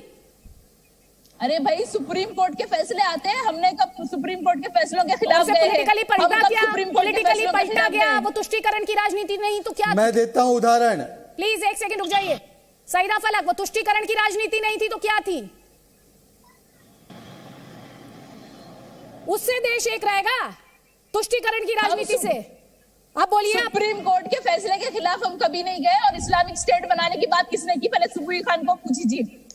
नहीं आप बोल रही थी कुछ सेकंड दे दीजिए, अदिति मुझसे सवाल सबूत दे रहा हूं, किसी को फ्लोर नहीं दूंगी, मैं परविंदर जी को फ्लोर दूंगी प्लीज। उन्होंने एक भी कमेंट नहीं किया, एक सेकंड रुक जाइए प्लीज, 2 मिनट रुक जाइए दोनों, लेकिन सईदा फलक से मुझे जवाब चाहिए। तुष्टीकरण से देश एक रहेगा? रोशनी जायसवाल से भी वैसे तो ये सवाल है, रोशनी जायसवाल अभी बहुत सारे आंकड़े गिनवा रही थी, ये सवाल तो रोशनी जायसवाल से भी है, पूछेंगे जब उनसे उनके पास जाएंगे तो सवाल का जवाब सोच लीजिएगा रोशनी जी। तुष्टीकरण से ये देश इकट्ठा रहेगा? सईदा फलक, हमने कभी भी सुप्रीम कोर्ट के फैसलों के खिलाफ हम कभी नहीं गए हैं, और अभी जो मैं आपसे पॉलिटिकल सवाल पूछ रही हूँ, सुप्रीम कोर्ट के फैसले के खिलाफ थोड़ी पूछ रही हूँ। सुप्रीम कोर्ट के फैसले के खिलाफ तो पॉलिटिकल लीडरशिप गई थी। शहजाद पूनावाला बोलिए जल्दी से। जी अदिति जी माफ कीजिए, 10 सेकंड लूंगा, बस 10 सेकंड लूंगा। आपने जो उदाहरण गिनाया उसके अलावा, जब याकूब मेमन आतंकवादी, कोई भारत के मुसलमान का प्रतिनिधि नहीं, उसको फांसी की सजा हुई, तो ये ओवैसी का statement, Yakub Memon being hanged because he is Muslim, ये सारे अखबारों में छपा है, ये सत्यापित है। ये सुप्रीम कोर्ट के खिलाफ जाना और संविधान के खिलाफ जाकर इस देश में इस्लामिक स्टेट की भावना पैदा करना नहीं है तो क्या है? याकूब मेमन के फैसले का कहना कि ये मुस्लिम था इसलिए उसको लटकाया गया। अब मैं बोलता हूं सईदा फलक, अगर तुम संविधान और सुप्रीम कोर्ट के साथ हो, खंडन करो ओवैसी का, खंडन करो और मेरा पूरा समय ले लो। चलिए खंडन कीजिए। Supreme Court is supreme but not infallible, ठीक है? अभी पर ओवैसी ने बोला है कि इस्लामिक स्टेट बनाने की बात किसने की? सुबुई खान। सईदा फलक आपसे जो अरे तुम एक आतंकवादी की पैरवी कर रही हो, मैंने पूछा, पूनावाला ने पूछा, उसमें से एक भी सवाल का जवाब आप नहीं दे रही, dीजिए जल्दी से जवाब दीजिए। सईदा फलक, हाँ मैं जवाब दे दूंगी आपको, कुछ सेकंड्स मिलेंगे तो बिल्कुल दूंगी। सईदा फलक आपसे जो सवाल है मुझे पहले उसका जवाब चाहिए प्लीज, उसके बाद मैं परविंदर जी को लाऊंगी इस डिस्कशन में। भाई वो 40 मिनट से इंतजार कर रहे हैं, प्लीज सबको मौका मिला, लेकिन सईदा फलक इस सवाल का जवाब आपको देना होगा। तुष्टीकरण से ये देश इकट्ठा रहेगा, एक साथ रहेगा, एकजुट रहेगा? तुष्टीकरण का मतलब क्या है? तुष्टीकरण का मतलब आपको नहीं पता? अपीजमेंट, अपीजमेंट से नहीं। एकजुट रहेगा देश तुष्टीकरण से? नहीं। शाहबानो केस क्या मतलब था? शाहबानो केस में जब अदालत ने एक फैसला सुना दिया था, उसके बाद उसको चेंज किया गया, वो क्या था? आपसे पूछ तो रही हूं मैं, सीधे तौर पर पूछ रही हूं, दीजिए ना जवाब। मुझे सुबुई खान का जवाब चाहिए पहले। आप इस्लामिक स्टेट बनाने की बात सुबुई खान इस्लामिक स्टेट बनाने की बात किसने की? मैं आपके सवाल का जवाब बाद में लूंगी, लेकिन पहले आपको मेरे सवाल का जवाब देना होगा। क्या तुष्टीकरण से ये देश इकट्ठा रहेगा? मैं जवाब लूंगी आपसे सईदा फलक, और जवाब आपको देना होगा। नहीं रहेगा, बोलीजिए सुबुई खान। नहीं सुबुई मैम, आप मॉडरेटर हैं कि मैं मॉडरेटर हूँ? एक सेकेंड, अरे मैम मेरी डिबेट तो आप मत चलाइए प्लीज। सईदा जी, सईदा जी, सईदा जी, ये कराटे चैंपियनशिप नहीं है मैडम, ये कराटे चैंपियनशिप नहीं है। नहीं मैम, ये कराटे चैंपियनशिप नहीं है मैम, प्लीज। कराटे चैंपियनशिप नहीं है ये। मैंने कब बोला है? मैंने कब बोला? आप मत डिसाइड कीजिए, आप मत डिसाइड कीजिए कौन कब बोलेगा। पता है आप मत डिसाइड कीजिए, आप मत डिसाइड कीजिए कि कौन कब बोलेगा। परविंदर जी, कहीं आतंकी को संरक्षण, कहीं आतंकी का धर्म बताकर उसे विक्टिमाइज करने का आरोप लगाना, कहीं खुद को सॉफ्ट आतंकी बताना, ये किस तरह की नैरेटिव है? देखिए, मैं जितने आपने मेरे को थैंक यू, बड़ी देर बाद मौका दिया, लेकिन मैं एक बात कहना चाहता हूं, अपने सम्मानित जो पैनलिस्ट भी हैं, जो राजनीतिक लोग भी हैं, जो भी हैं, जब हम नेशनल टीवी के ऊपर कोई बात करते हैं उसको बड़ी नहीं, मेरे को एक बात पूरी करना चाहिए। बड़ी जिम्मेवारी से कोई बात करनी चाहिए, हमें मानवता की बात करनी चाहिए। जब देश के ऊपर कोई बात आती है तो हमें एकजुट होना चाहिए और धर्म की बात नहीं करनी चाहिए। जिस प्रकार देखिए, आप पहले बात कर रहे थे, सिद्धू जी ने कहा कि सब पेड़ गिरा के आ गए हैं जब सर्जिकल स्ट्राइक्स के ऊपर, उसके बाद इमरान खान उनको रेफरेंस करता है मंत्री पद के लिए। अब जो आप केजरीवाल जी की बात कर रहे हैं कि स्वीट टेररिस्ट की बात कर रहे हैं, मैं उनसे पूछ रहा हूं 2017 में मोगा के अंदर वो गुरप्रीत सिंह जो खालिस्तानी आतंकवादी, उनके घर में रहे, उनके घर के अंदर टेररिस्ट एसोसिएशन की मीटिंग्स हुई और पिछले चुनाव के अंदर ये एक्सपोज हो रहे हैं। इन्होंने जो टेररिस्ट थे बाहर के देशों से एक टेररिस्ट ग्रुप से फंडिंग की एक जांच का विषय है, जिसके ऊपर अब बहुत से लोग बोल रहे हैं, जैसे कुमार विश्वास जी ने बोला, एक अभी गुरचरण सिंह बब्बर हैं, जाने माने पत्रकार हैं, 3 अखबार निकालते हैं, उन्होंने कहा कि कुमार विश्वास जी ने बहुत कम बोला है। और अब जो उन्होंने जो शराब के ठेकों के ऊपर 850 करोड़ रुपए इकट्ठा करा, वो दिल्ली के अंदर, वो भी एक जांच का विषय है। मैं ये कहना चाहता हूं कि जब ये राजनीतिक पार्टियां एक अपना मखौटा लेकर आती हैं और लोगों को अच्छी अच्छी बातें करके कि मैं एक बहुत ईमानदार आदमी हूं, और जितनी बेईमानी इन लोगों ने करी है किसी राजनीतिक पार्टी ने नहीं करी। जब टेरर फंडिंग, टेररिस्ट की बात आती है, कुमार विश्वास जी ने इनको एक्सपोज कर दिया है। और मैं भारत सरकार से ये रिक्वेस्ट करूंगा कि इसकी जांच हो, और पहले जो टेररिस्ट फंडिंग आई थी उसकी भी जांच होनी चाहिए, क्योंकि जो अब दूसरी बात जो इन्होंने 850 शराब के ठेके जो पंजाब का शराब माफिया दिल्ली में लाए हैं, उसके अंदर हजारों करोड़ का जो और आतंक स्कैम है, उसकी भी जांच होनी चाहिए। को बताने वाले और जो सॉफ्ट ऑन टेरर दिखाई देते हैं, तो just to be correct factually, जो खुद को स्वीट आतंकी बताते हैं, जो आतंक पर खासतौर पर जब संगीन आरोप उन पर लग रहे होते हैं तब वो चुप्पी साध लेते हैं, चुप्पी वाली सियासत करते हैं, उन्हें लेकर सवाल पूछ रही हूं। मैं वापस आऊंगी परविंदर जी आपके पास, लेकिन सईदा फलक, असदुद्दीन ओवैसी ने अयोध्या केस में जब फैसला आया था तब क्या कहा था? असदुद्दीन ओवैसी ने जब अयोध्या केस में फैसला आया तो कहा तथ्यों पर आस्था की जीत हुई है। अभी आप सुप्रीम कोर्ट चिल्ला रही थी, मैं ये उसी से जुड़ा हुआ आपसे पूछ रही हूँ, तो तब क्या सुप्रीम कोर्ट ने आस्था पर फैसला सुना दिया था? हाँ भाई, हमें सुप्रीम कोर्ट पर भरोसा है। जब हमारे खिलाफ भी फैसले आए थे, जब भी भरोसा कर रहे थे, अभी भी कर रहे हैं। हमारे खिलाफ ही तो फैसला आया था बाबरी मस्जिद का। देखें, आप तो बहुत अच्छी बात कर रही हैं, फैसले किसी के भी खिलाफ आए, मान सम्मान तो न्यायालयों का होना चाहिए, लेकिन मैं आपसे क्या पूछ रही हूँ? मैं आपसे पूछ रही हूँ तथ्यों पर आस्था की जीत जो बता रहे थे असदुद्दीन ओवैसी उस वक्त, वो क्या था? हाँ भाई, जब हमारे खिलाफ ही तो फैसला आया था, उन्होंने ये भी तो बोला था कि Supreme Court is supreme but not infallible. Supreme Court से भी गलतियां होती है, हमारे खिलाफ फैसला आया था। अब आप तो सुप्रीम कोर्ट ने गलती कर दी थी वहां पर। हाँ, देखिए फेथ के ऊपर डिसीजन लिया गया था, फैक्ट्स के ऊपर नहीं। मैम, ये आप मत डिसाइड कीजिए, मैम, ये आप मत डिसाइड कीजिए। ये मेरा आप व्यू डिसाइड है, कीजिए। मेरा व्यू है, मैं डिसाइड नहीं कर रही हूँ, मेरा व्यू है। हाँ, और जब आप एक पार्टी, डिसीजन इसीलिए मैं आपसे कह रही हूँ कि इस तरह के गैर जिम्मेदाराना बातें मत कीजिए, क्योंकि थोड़ी देर पहले आप कह रही थी सर्वोच्च न्यायालय सर्वोच्च न्यायालय सर्वोच्च न्यायालय पर ही पार्टी के जो नेता है उनका स्टेटमेंट मैंने आपको दिखाया था, आपने कहा कि हाँ नहीं सुप्रीम कोर्ट से भी गलती हो जाती है। मैम, इस तरह की बातें मत कीजिए। मुसलमानों के एक तरफ संविधान की बात, न्यायालयों की दुहाई, दूसरी करते तरफ इस तरह की बातें। शहजाद पूनावाला, सुबुही खान। नहीं, पहले सुबुही खान को मंच देती हूँ, क्योंकि सईदा जी लगातार सुबुही खान का नाम जप रही थी, तो उनसे पहले जवाब ले लेते हैं, उसके बाद शहजाद आपको मंच दूंगी। जल्दी जल्दी सुबुही। जी अदिति, इन्होंने मुझसे सवाल पूछा कि कौन इस्लामिक स्टेट बना रहा है। नागरिकता कानून, जिसमें पाकिस्तान, बांग्लादेश और अफगानिस्तान के प्रताड़ित परसिक्यूटेड माइनॉरिटीज को थोड़ी सी सहायता हम लोग दे रहे थे, उसमें आप लोगों ने जामिया में नारे लगाए थे, तेरा मेरा एक ही रिश्ता, ला इलाहा इल्लल्लाह। अलीगढ़ मुस्लिम यूनिवर्सिटी में नारे लगे थे, हिंदुत्व की कब्र खुदेगी एएमयू की छाती पर। एक सिटीजनशिप एक्ट, उसमें एक अमेंडमेंट, उसमें परसिक्यूटेड माइनॉरिटीज को थोड़ी मदद, उसमें मुसलमान कहां से आ गया था? आप लोग हर चीज में इस्लाम को लाकर, अल्लाह को लाकर देश में अराजकता फैलाने की कोशिश करते हैं। आप लोग मुसलमान बच्चे को अलगाववादी, कट्टरवादी आने की तरफ लगातार प्रयासरत है। आप लोग मुसलमान के ईमान को छीन लेना चाहते हैं, लेकिन सच्चा मुसलमान जिसका ईमान जिंदा है वो अपनी मातृभूमि के साथ खड़ा है। सैयदा फलक जी, आप लोगों जैसी पार्टी जो मुसलमान को सिर्फ अपराधी बनाकर खुद सत्ता में रहना चाहती है, वो एक्सपोज हो चुकी है। आप लोग इस्लामिक स्टेट की ओर बढ़ते हुए धमकियां दी जाती है। आप लोग सिर्फ ये चाहते हैं कि इस्लाम के नाम पर देश को खंड खंड बांट दिया जाए और हम लोग राज करते रहे। एक सेकंड, लेकिन अब मेरा एक और सवाल है, सईदा फलक, मेरा एक और सवाल है, एक सेकंड। यूनिफॉर्म सिविल कोड पर सईदा फलक, आपकी क्या राय है? ठीक है, चलिए छोड़ दीजिए। यूनिफॉर्म सिविल कोड एक सेकंड, अली मुर्तजा, मैंने आपको इस डिबेट की शुरुआत में ही 10 मिनट दिए थे। प्लीज सईदा फलक, यूनिफॉर्म सिविल कोड पर आपकी क्या राय है?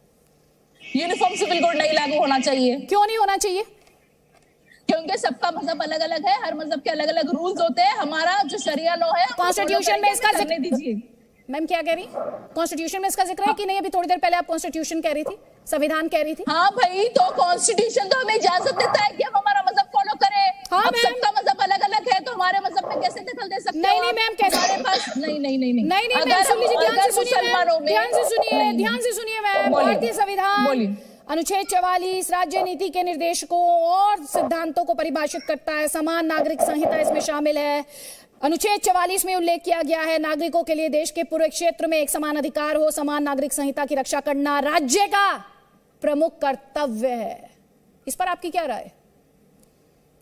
देखिए, यूनिफॉर्म सिविल कोड लागू नहीं होना चाहिए। मैं यूनिफॉर्म सिविल कोड के खिलाफ हुकूमत को ना कोई हक नहीं बनता। यही है इस्लामिक स्टेट की ओर बढ़ते हुए कदम। यही है कि जिस देश को दीमक की तरह खाएंगे बैठकर, हमारे जो मजहब नहीं मानेंगे। 30 करोड़ लोग माइनॉरिटी स्टेटस इस्तेमाल करके सारी रिसोर्सेज यूज करेंगे, लेकिन कायदे कानून नहीं मानेंगे। देश का कानून, देश का संविधान मानना पड़ेगा। अगर मजहब के रूल्स चाहिए तो क्रिमिनल लॉ शरीयत होनी चाहिए। चोर के हाथ कटवा दीजिए। अगर मजहब के रूल्स चाहिए तो क्रिमिनल लॉ में शरीयत होनी चाहिए। क्रिमिनल लॉ में भारत का कानून चाहिए। आप ये सिविल लॉ में शरीयत चाहिए। वापस उस सवाल पर लौट रही हूं। करवाना है मिसाल मैरिज के नाम पे छोटी-छोटी बच्चियों के साथ प्लीज रुक जाइए। अब आप मुझे ये बताइए, अली मुर्तजा, एक सेकंड रुक जाइए। आप बार बार हमारा मजहब चिल्ला रही हैं मैम। आप बार बार कह रही हैं देश संविधान से चलेगा या फिर मजहबी कानूनों से चलेगा? संविधान से चलेगा। किसने बोला संविधान से चलेगा? देश सिर्फ और सिर्फ संविधान से चलेगा। में जो उल्लेख है यूसीसी, वो तो आप मानेंगी नहीं। संविधान को आप आधा मानेंगी। आर्टिकल 25 की बात आप करेंगी मैम? नहीं। आर्टिकल 25 की आप बात करेंगी, संविधान हमें बराबर की इजाजत देता है कि हम हमारा लेकिन आप यूसीसी पर जो संविधान कहता है उसे आप नहीं मानेंगी मैम। क्यों नहीं मानेंगी आप? क्यों माने? इसीलिए मैं कहती हूँ आप संविधान का इस्तेमाल कन्वीनियंस के हिसाब से करते हैं, अपनी सुविधा के हिसाब से करते हैं। कॉन्स्टिट्यूशन का इस्तेमाल टोटलिटी में होना चाहिए। कॉन्स्टिट्यूशन टोटलिटी में एग्जिस्ट करता है, आपकी कन्वीनियंस के हिसाब से एग्जिस्ट नहीं करता। शहजाद पूनावाला, आपका जवाब और उसके बाद सुबोई खान, प्लीज जल्दी जल्दी। डिसाइड करने वाले मैम, देश का कॉन्स्टिट्यूशन डिसाइड करता है ये मैं डिसाइड नहीं करती। ये कॉन्स्टिट्यूशन के आधार पर मैं आपसे सवाल पूछ रही हूँ। ये सवाल पॉलिटिकल सवाल नहीं है। अदिति जी, आप सवाल नहीं पूछ रहे, बता रहे हैं। शहजाद पूनावाला, हाँ मैं आपको बताऊंगी, अगर आप कॉन्स्टिट्यूशन को लेकर सिलेक्टिव होंगी और उसमें से पिक एंड चूज करेंगी, सिर्फ अधिकार चुनेंगी और कर्तव्यों की बात नहीं करेंगी, तो मैं आपको याद दिलाऊंगी, क्योंकि एक मॉडरेटर के तौर पर तथ्यों को प्रेजेंट करना ये मेरी जिम्मेदारी है और अपनी जिम्मेदारी मैं निभाऊंगी। आपको इस बात को लेकर क्लैरिटी होनी चाहिए। थोड़ी देर पहले आप कॉन्स्टिट्यूशन बोल रही थी, थोड़ी उसके बाद आप मजहबी कानूनों पर आ गई। यूनिफॉर्म सिविल कोड पर आपको दिक्कत है। कॉन्स्टिट्यूशन क्या कहता है यूनिफॉर्म सिविल कोड पर, उस पर आप बात मानेंगी नहीं, तब आपको मजहबी कानून दिखाई देते हैं। हर बात आपकी नहीं चलेगी मैम, हर बात नहीं चलेगी। देश कॉन्स्टिट्यूशन से चलेगा। अगर आप कहती हैं कॉन्स्टिट्यूशन से चलेगा तो पूरा कॉन्स्टिट्यूशन मानना होगा। प्लीज शहजाद पूनावाला, शहजाद पूनावाला, मैं सुन नहीं पा रही आप क्या कह रही हैं, प्लीज शहजाद पूनावाला। अदिति जी, एक बार अगर ये चीखना बंद करे। एक बात मैं आपको बता दूं अदिति जी, यूनिफॉर्म सिविल कोड की जो परिकल्पना की थी वो बाबा साहब आम्बेडकर जी और नेहरू जी और हमारे संविधान के निर्माताओं ने की थी। तब भारतीय जनता पार्टी का उस रूप में वो निर्माण भी नहीं हुई थी पार्टी। तो ये तो हमारे संविधान के निर्माताओं ने, बाबा साहब आम्बेडकर ने डाला था। आज बाबा साहब आम्बेडकर को अपमानित करने का भी दमखम ये मोहतरमा रखती है। देखिए किस प्रकार से बोल रही है कि यूसीसी तो बीजेपी आरएसएस वालों का, मैं नहीं मानूंगी।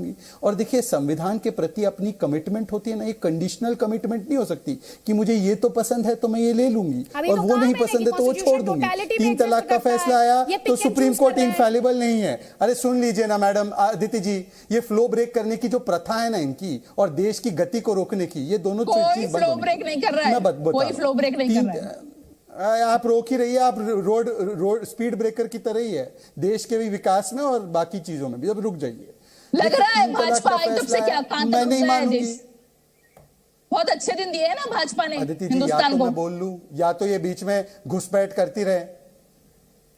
मैं बोल दूं क्या अदिति जी? मैं तो सुनता रहता हूँ चुपचाप। शहजाद बोलिए। नहीं शहजाद आप भी बोलते हैं, देखिए 3 तलाक नहीं है अदिति जी, आपने 4 उदाहरण दिए। आप बोलिए नहीं वो हाँ अदिति जी, 4 उदाहरण आपने दिए। आपने कहा 3 तलाक के कानून पे बताओ, तो उसने बोल दिया कि नहीं सुप्रीम कोर्ट इनफैलिबल थोड़ी ना है, हो सकती है सुप्रीम कोर्ट की गलती। आपने शाहबानू को बोला अरे सुप्रीम कोर्ट की क्यों माने, गलती कर सकती है। याकूब मेमन का मैंने बताया नहीं मैं क्यों मानूं, सुप्रीम कोर्ट गलती कर सकती है। आपने राम मंदिर का बताया नहीं मैं क्यों मानूं, सुप्रीम कोर्ट गलती कर सकती है। और पूरा दिन सुप्रीम कोर्ट संविधान बोलती है, सुप्रीम कोर्ट की एक बात नहीं मानती है, संविधान की एक बात नहीं मानती है। तो ये संविधान बहाना है, इनको शरिया लागू करवाना है। इसलिए हिजाब से लेकर याकूब मेमन को बचाना, ये इनका एजेंडा पूरा करवाना है। अब सुन लीजिए, अरे भाई हिंदू भी फॉलो करे, सिख भी फॉलो करे, सिर्फ मुसलमान फॉलो करेंगे। अरे भाई, शरिया इस देश में कोई फॉलो नहीं करेगा। सुन लीजिए, हम करेंगे। ऐसा है, मुसलमान करेंगे। करिए तो फिर जो शरिया जिस मुल्क में लागू है वहां चला जाना पड़ेगा आपको। फिर यहाँ पर मत जाइए। हमारा देश है, विडंबना की बात देखिए, हमारा बराबर विडंबना की बात देखिए। सुनिए, पर ये देश के कानून और संविधान भी है तो इसी को फॉलो करना पड़ेगा। ठीक है, अब सुन लीजिए अदिति जी, मैं इनसे एक ही सवाल पूछता हूं, बाकी सब छोड़ दीजिए। ये जो शुरुआत डिबेट से हुई, जिस डिबेट की शुरुआत हुई, ये एक आतंकी को समर्थन देते हैं अखिलेश भाईजान।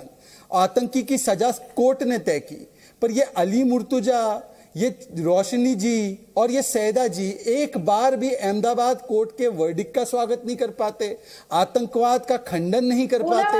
ये आतंकवादी पकड़ा जाए तो उनका धर्म ढूंढने लग जाते हैं।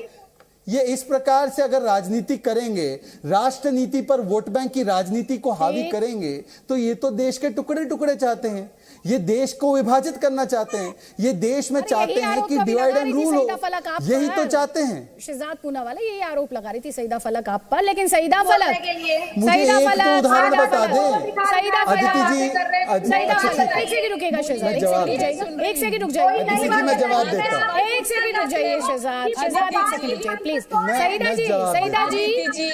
जी एक करके बोलिए, एक सेकंड। सवाल मुझसे ही रहे, मैं जवाब देता हूं भाई, जवाब दे देता हूं। एक सेकंड तो रुके सईदा फलक, प्लीज। तो ये कॉन्स्टिट्यूशन की हम बात कर रहे हैं, यूसीसी की बात कर रहे हैं। एक सेकंड शहजाद, मैं बोल, एक second please please let me moderate.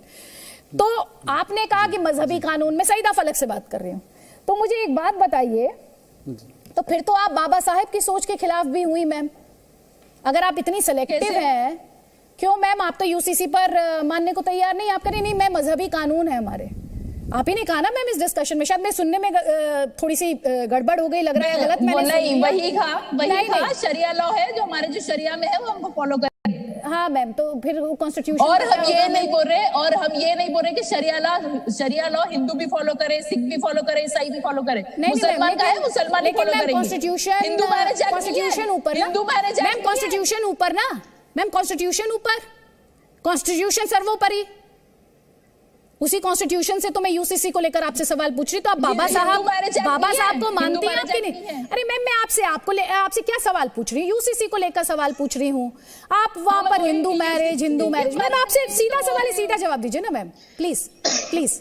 हाँ, तो बाबा साहब की जो विजन थी, जो उन्होंने जो वो बातें की, जो उन्होंने जो एनविजन किया उस कॉन्स्टिट्यूशन में, आप उसे मानती हैं या नहीं मानती हैं? उसमें भी सिलेक्टिव है, बस जो अधिकार दिए बाबा साहब ने वो सही, और उनके व्यूज थे ना उनके, उन्होंने बोला तो नहीं था, व्यूज थे मैम। कॉन्स्टिट्यूशन नहीं मैम, कॉन्स्टिट्यूशन आपके लिए बस व्यूज भर है।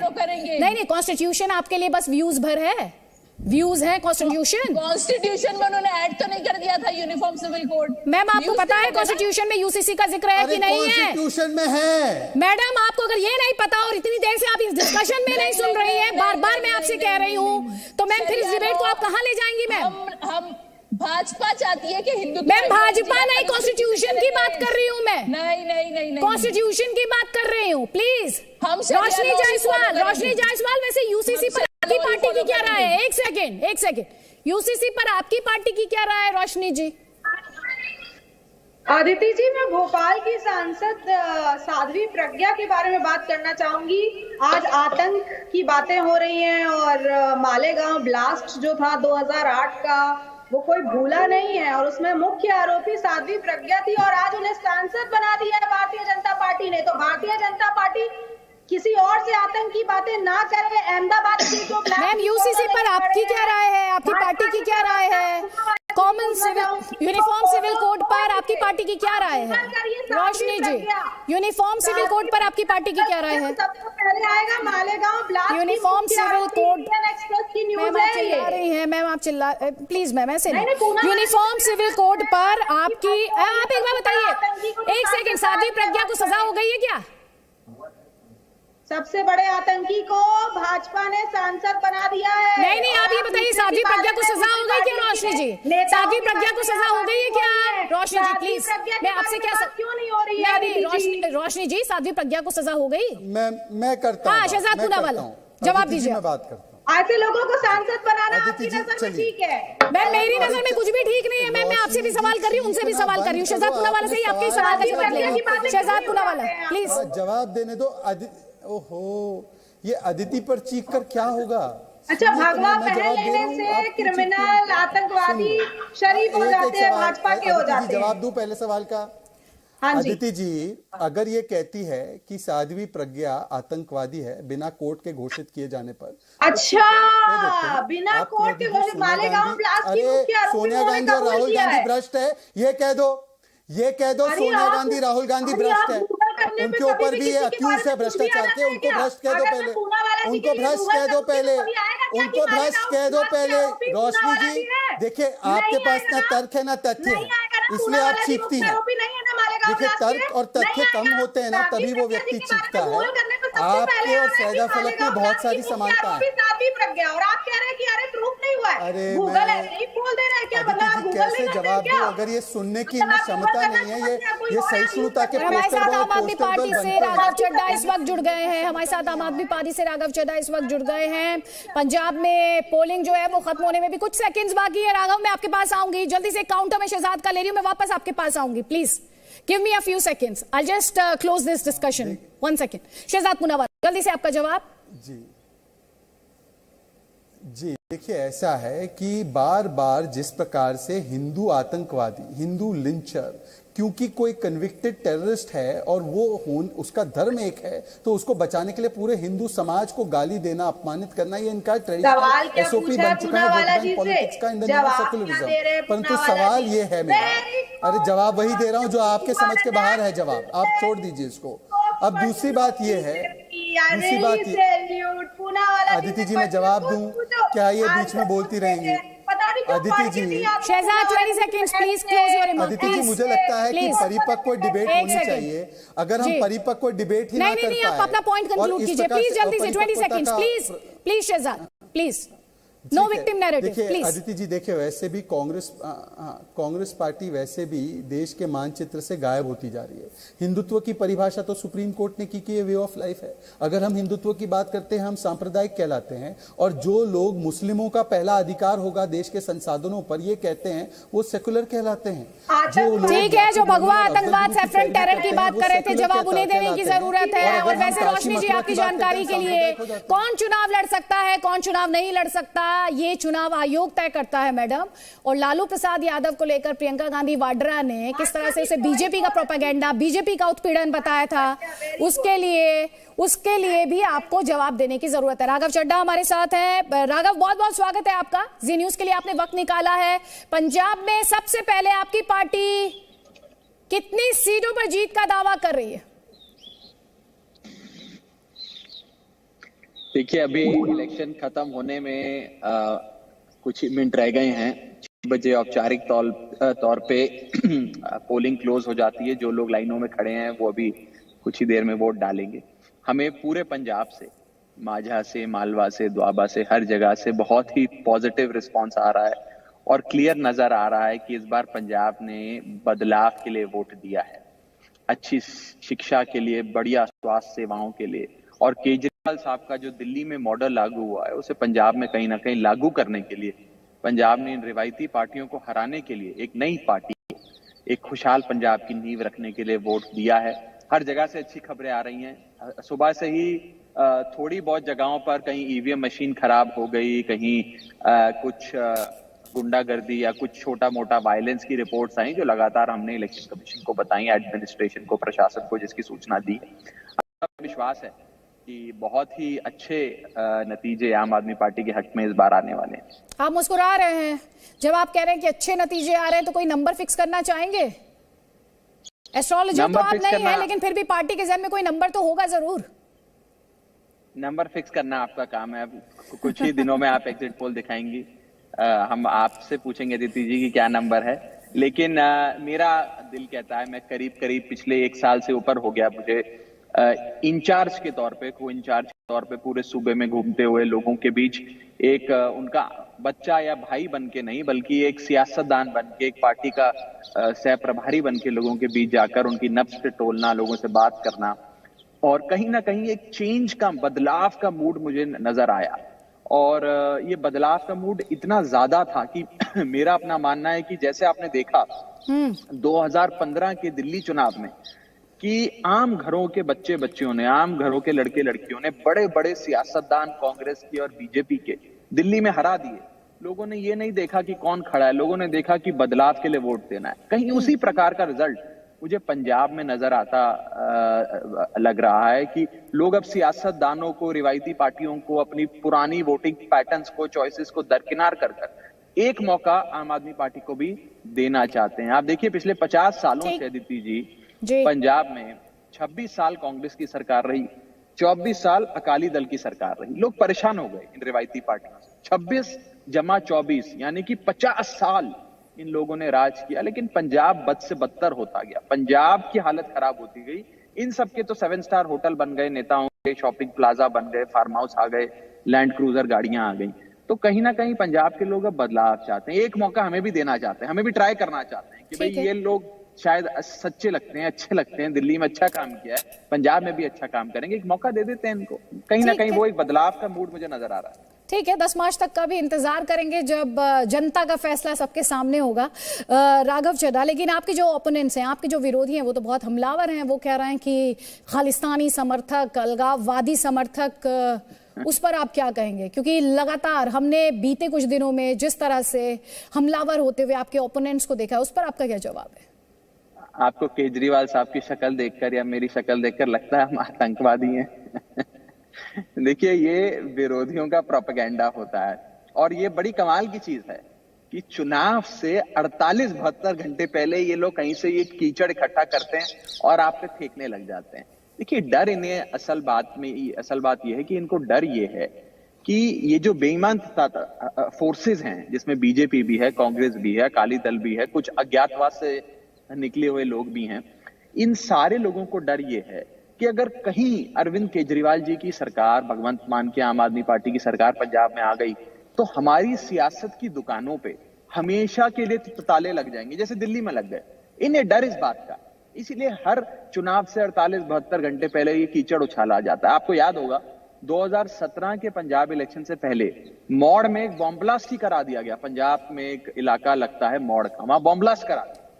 आज तक उस बॉम्ब ब्लास्ट में ना जांच हुई, ना चार्जशीट फाइल हुई, ना कुछ हुआ। लेकिन जब ब्लास्ट हुआ तो सारा उसका जो रिस्पॉन्सिबिलिटी थी वो आम आदमी पार्टी पे थोपने की कोशिश करी कि कहीं आम आदमी पार्टी इसमें इन्वॉल्व है और पंजाब का माहौल बिगाड़ा। इस बार भी ये हुआ। चुनाव से पहले बेअदबी की कोशिशें हुई, सभी धर्मों की बेअदबी की कोशिशें हुई। लुधियाना कोर्ट कॉम्प्लेक्स में ब्लास्ट हुआ, आरडीएक्स और न जाने क्या क्या चीजें मिली, उसके बाद ये कीचड़ उछाले जाते हैं माहौल खराब करने। आम आदमी पार्टी सच्ची पार्टी है, ईमानदार पार्टी है, भारत की पार्टी है और हमें नाना प्रकार की चीजें कहने वाले लोगों को मैं जवाब भी नहीं देना चाहता। उनके जवाब को देना मतलब नहीं भाई, वो आपके विरोधी हैं। देखिए, देखिए आप सियासत में हैं, आपके विरोधी। आप थोड़ी देर पहले मुझसे पूछ रहे थे कि आपका चेहरा देखकर या केजरीवाल जी का चेहरा देखकर मुझे क्या लगता है कि कोई आतंकी ऐसा हो सकता है। भाई खुद को स्वीट टेररिस्ट तो केजरीवाल जी ने खुद ही कहा, राघव। वह व्यंग कसा उन्होंने, बिल्कुल व्यंग कसा कि अगर लेकिन स्वीट टेररिस्ट राघव बताएं कौन सा आतंकवादी शानदार स्कूल बनाता है और 16 लाख बच्चों का भविष्य बदल देता है? कौन सा आतंकवादी है जो वर्ल्ड क्लास मोहल्ला क्लिनिक और अस्पताल बनाता है? अच्छा, कौन सा आतंकवादी आप मुझे बताएं बुजुर्गों को मंदिर, गुरुद्वारे, मस्जिद के दर्शन कराने ले जाता है? कौन सा आतंकवादी शहीद परिवारों को, जिनके नौजवान, जिनके बच्चे देश की सेवा में शहीद हो गए, उनको 1 करोड़ रुपए का मुआवजा देता है? ये तो कमाल की बात है। पर कोई बात नहीं, इलेक्शन से पहले कीचड़ उछाले जाते हैं, हम भी तैयार हैं। आप कह रहे हैं कि कीचड़ उछाला जा रहा है, लेकिन स्वीट टेररिस्ट, पहले गुड टेरर, बैड टेरर, अब हम क्या स्वीट टेररिस्ट और बिटर टेररिस्ट और soft on terror, hard on terror, ये इस तरह की बातें राजनीति में देखे सुनेंगे। आप हमें आतंकवादी कह रहे हैं तो बताएं कि ये तो कोई बड़ा अजीब सा ही आतंकवादी होगा जो सिर्फ अच्छे काम करता है, जो स्कूल बनाता है, अस्पताल बनाता है, बुजुर्गों की सेवा करता है, गरीब के घर में मसीहा बनकर राशन की होम डिलीवरी करता है। तो कहीं ना कहीं एक व्यंग कसते हुए उन्होंने उन लोगों का, उन बेईमान ताकतों को जवाब दिया कि आप मुद्दे से ना पंजाब के मुद्दों पे बात करिए। पंजाब में स्कूल, बिजली, शिक्षा, पानी, ये मुद्दे हैं। आप क्योंकि आपको नजर आ गया, सारे पोल्स ने दिखा दिया कि छप्पड़ फाड़ बहुमत आम आदमी पार्टी का पंजाब में आने जा रहा है। तो अब लास्ट मिनट कुछ कीचड़ उछाल के माहौल बिगाड़ने वाली बात है। आप बार-बार कीचड़ उछालने की बात कर रहे हैं। कीचड़ तो आपके पुराने साथी ने ही उछाला, जिसे आप कीचड़ बता रहे हैं वो तो आपके पुराने साथी द्वारा ही उठाया गया, आपके कॉन्फिडेंटर है वो। जो हमारे अनाउंस्ड, फॉर्मली अनाउंस्ड घोषित विरोधी हैं, वो कुछ राजनीतिक दलों से मिलकर हो सकता है ऐसा कर रहे हो। मैं बहुत ज्यादा ना उन बात को सम्मान देना चाहता हूं, ना उनके इन बयानों को सम्मान देना चाहता हूं। हम इनसे परे हट चुके हैं, हम इनकी विवाद में पड़ते ही नहीं। लोगों ने मन बना लिया, लोग अरविंद केजरीवाल के नाम पे, भगवंत मान के नाम पे वोट दे रहे हैं। आम आदमी पार्टी की सरकार बन रही है। मेरे चेहरे पे जो मुस्कान है वो आपको बता रही होगी। हाँ, आपके चेहरे की मुस्कान तो मुझे बहुत कुछ बता रही है। आप बात नहीं करना चाहते, लेकिन राजनीति बहुत हुई है राघव, जिससे आप इंकार नहीं कर सकते हैं। आपके जो पॉलिटिकल ओपोनेंट्स हैं उन्होंने ये भी कहा कि एक शब्द ना अलगाववादियों के खिलाफ अरविंद केजरीवाल द्वारा कहा गया, ना खालिस्तानियों के खिलाफ कहा गया। ये मौन समर्थन दिखाता है। उन्हें आप क्या कहेंगे? देखिए, इन लोगों की ये तो खिसियानी बिल्ली खंबा नोचे, इनके पास कुछ एजेंडा ही नहीं। ये वो क्या बड़ा एक फेमस शेर है, मुझे ध्यान नहीं आ रहा कि शायर ने लिखा है कि उनको अपने अमल का हिसाब क्या देते, उनको अपने अमल का हिसाब क्या देते, सवाल सारे गलत थे, जवाब क्या देते। इन विचारों के पास कुछ है ही नहीं। आप सोचिए, ये चुनाव से 72 घंटे पहले नींद से जागते हैं अज्ञातवास से और कीचड़ फेंकने लग जाते हैं। कीचड़ फेंकने, कुछ भी आरोप लगाओ, कुछ भी, केजरीवाल आतंकवादी है, ये है, वो भारत के 2 हिस्से करने की प्लानिंग कर रहा है, एक हिस्से का प्रधानमंत्री बनना। मतलब आप सोचिए ये बोल क्या रहे हैं, इनको कहीं कोई मानसिक तौर पे इनका संतुलन तो नहीं बिगड़ गया। और मुझे कहीं ना कहीं लगता है कि ऐसे राजनीति में हमने कई इलेक्शंस देखे, बहुत कुछ देखा, लेकिन पंजाब इलेक्शंस ने गंदी राजनीति जो होती थी ना, उसका स्तर एक इस लेवल तक पहुंचा दिया जो आज तक हमने कभी देखा नहीं था। दुख की बात है कि राजनीति में राजनीति का स्तर, पॉलिटिकल डिस्कोर्स का स्तर इतना गिर गया। और मुझे लगता है कि मतदाता जो है ना अदिति जी, वो बड़ा समझदार है। वो समझता है कि चुनाव से 48-72 घंटे पहले, हर बार चुनाव से पहले, और पंजाब चुनाव से पहले तो खास करके ये होता है, इन्हें डर है कि केजरीवाल इनकी सियासत की दुकानों पे ताले लगा देंगे। इनको केजरीवाल का डर सताता है। और केजरीवाल के डर ने, एक चीज बस मैं बोलूंगा, जी, कमाल की बात है, आपने भी एज ए पॉलिटिकल ऑब्जर्वर ये नोट जरूर किया होगा, केजरीवाल के डर ने एक बड़ी चीज कर दी भारत की सियासत में जो कोई नहीं कर पाया। उन्होंने बीजेपी और कांग्रेस को एक कर दिया। बीजेपी का प्रदेश अध्यक्ष जो इलेक्शन लड़ रहे हैं पंजाब से, उन्होंने बयान दिया कि बीजेपी को वोट दो, और अगर हमें नहीं देना तो कांग्रेस को दे दो, लेकिन आम आदमी पार्टी को वोट मत देना।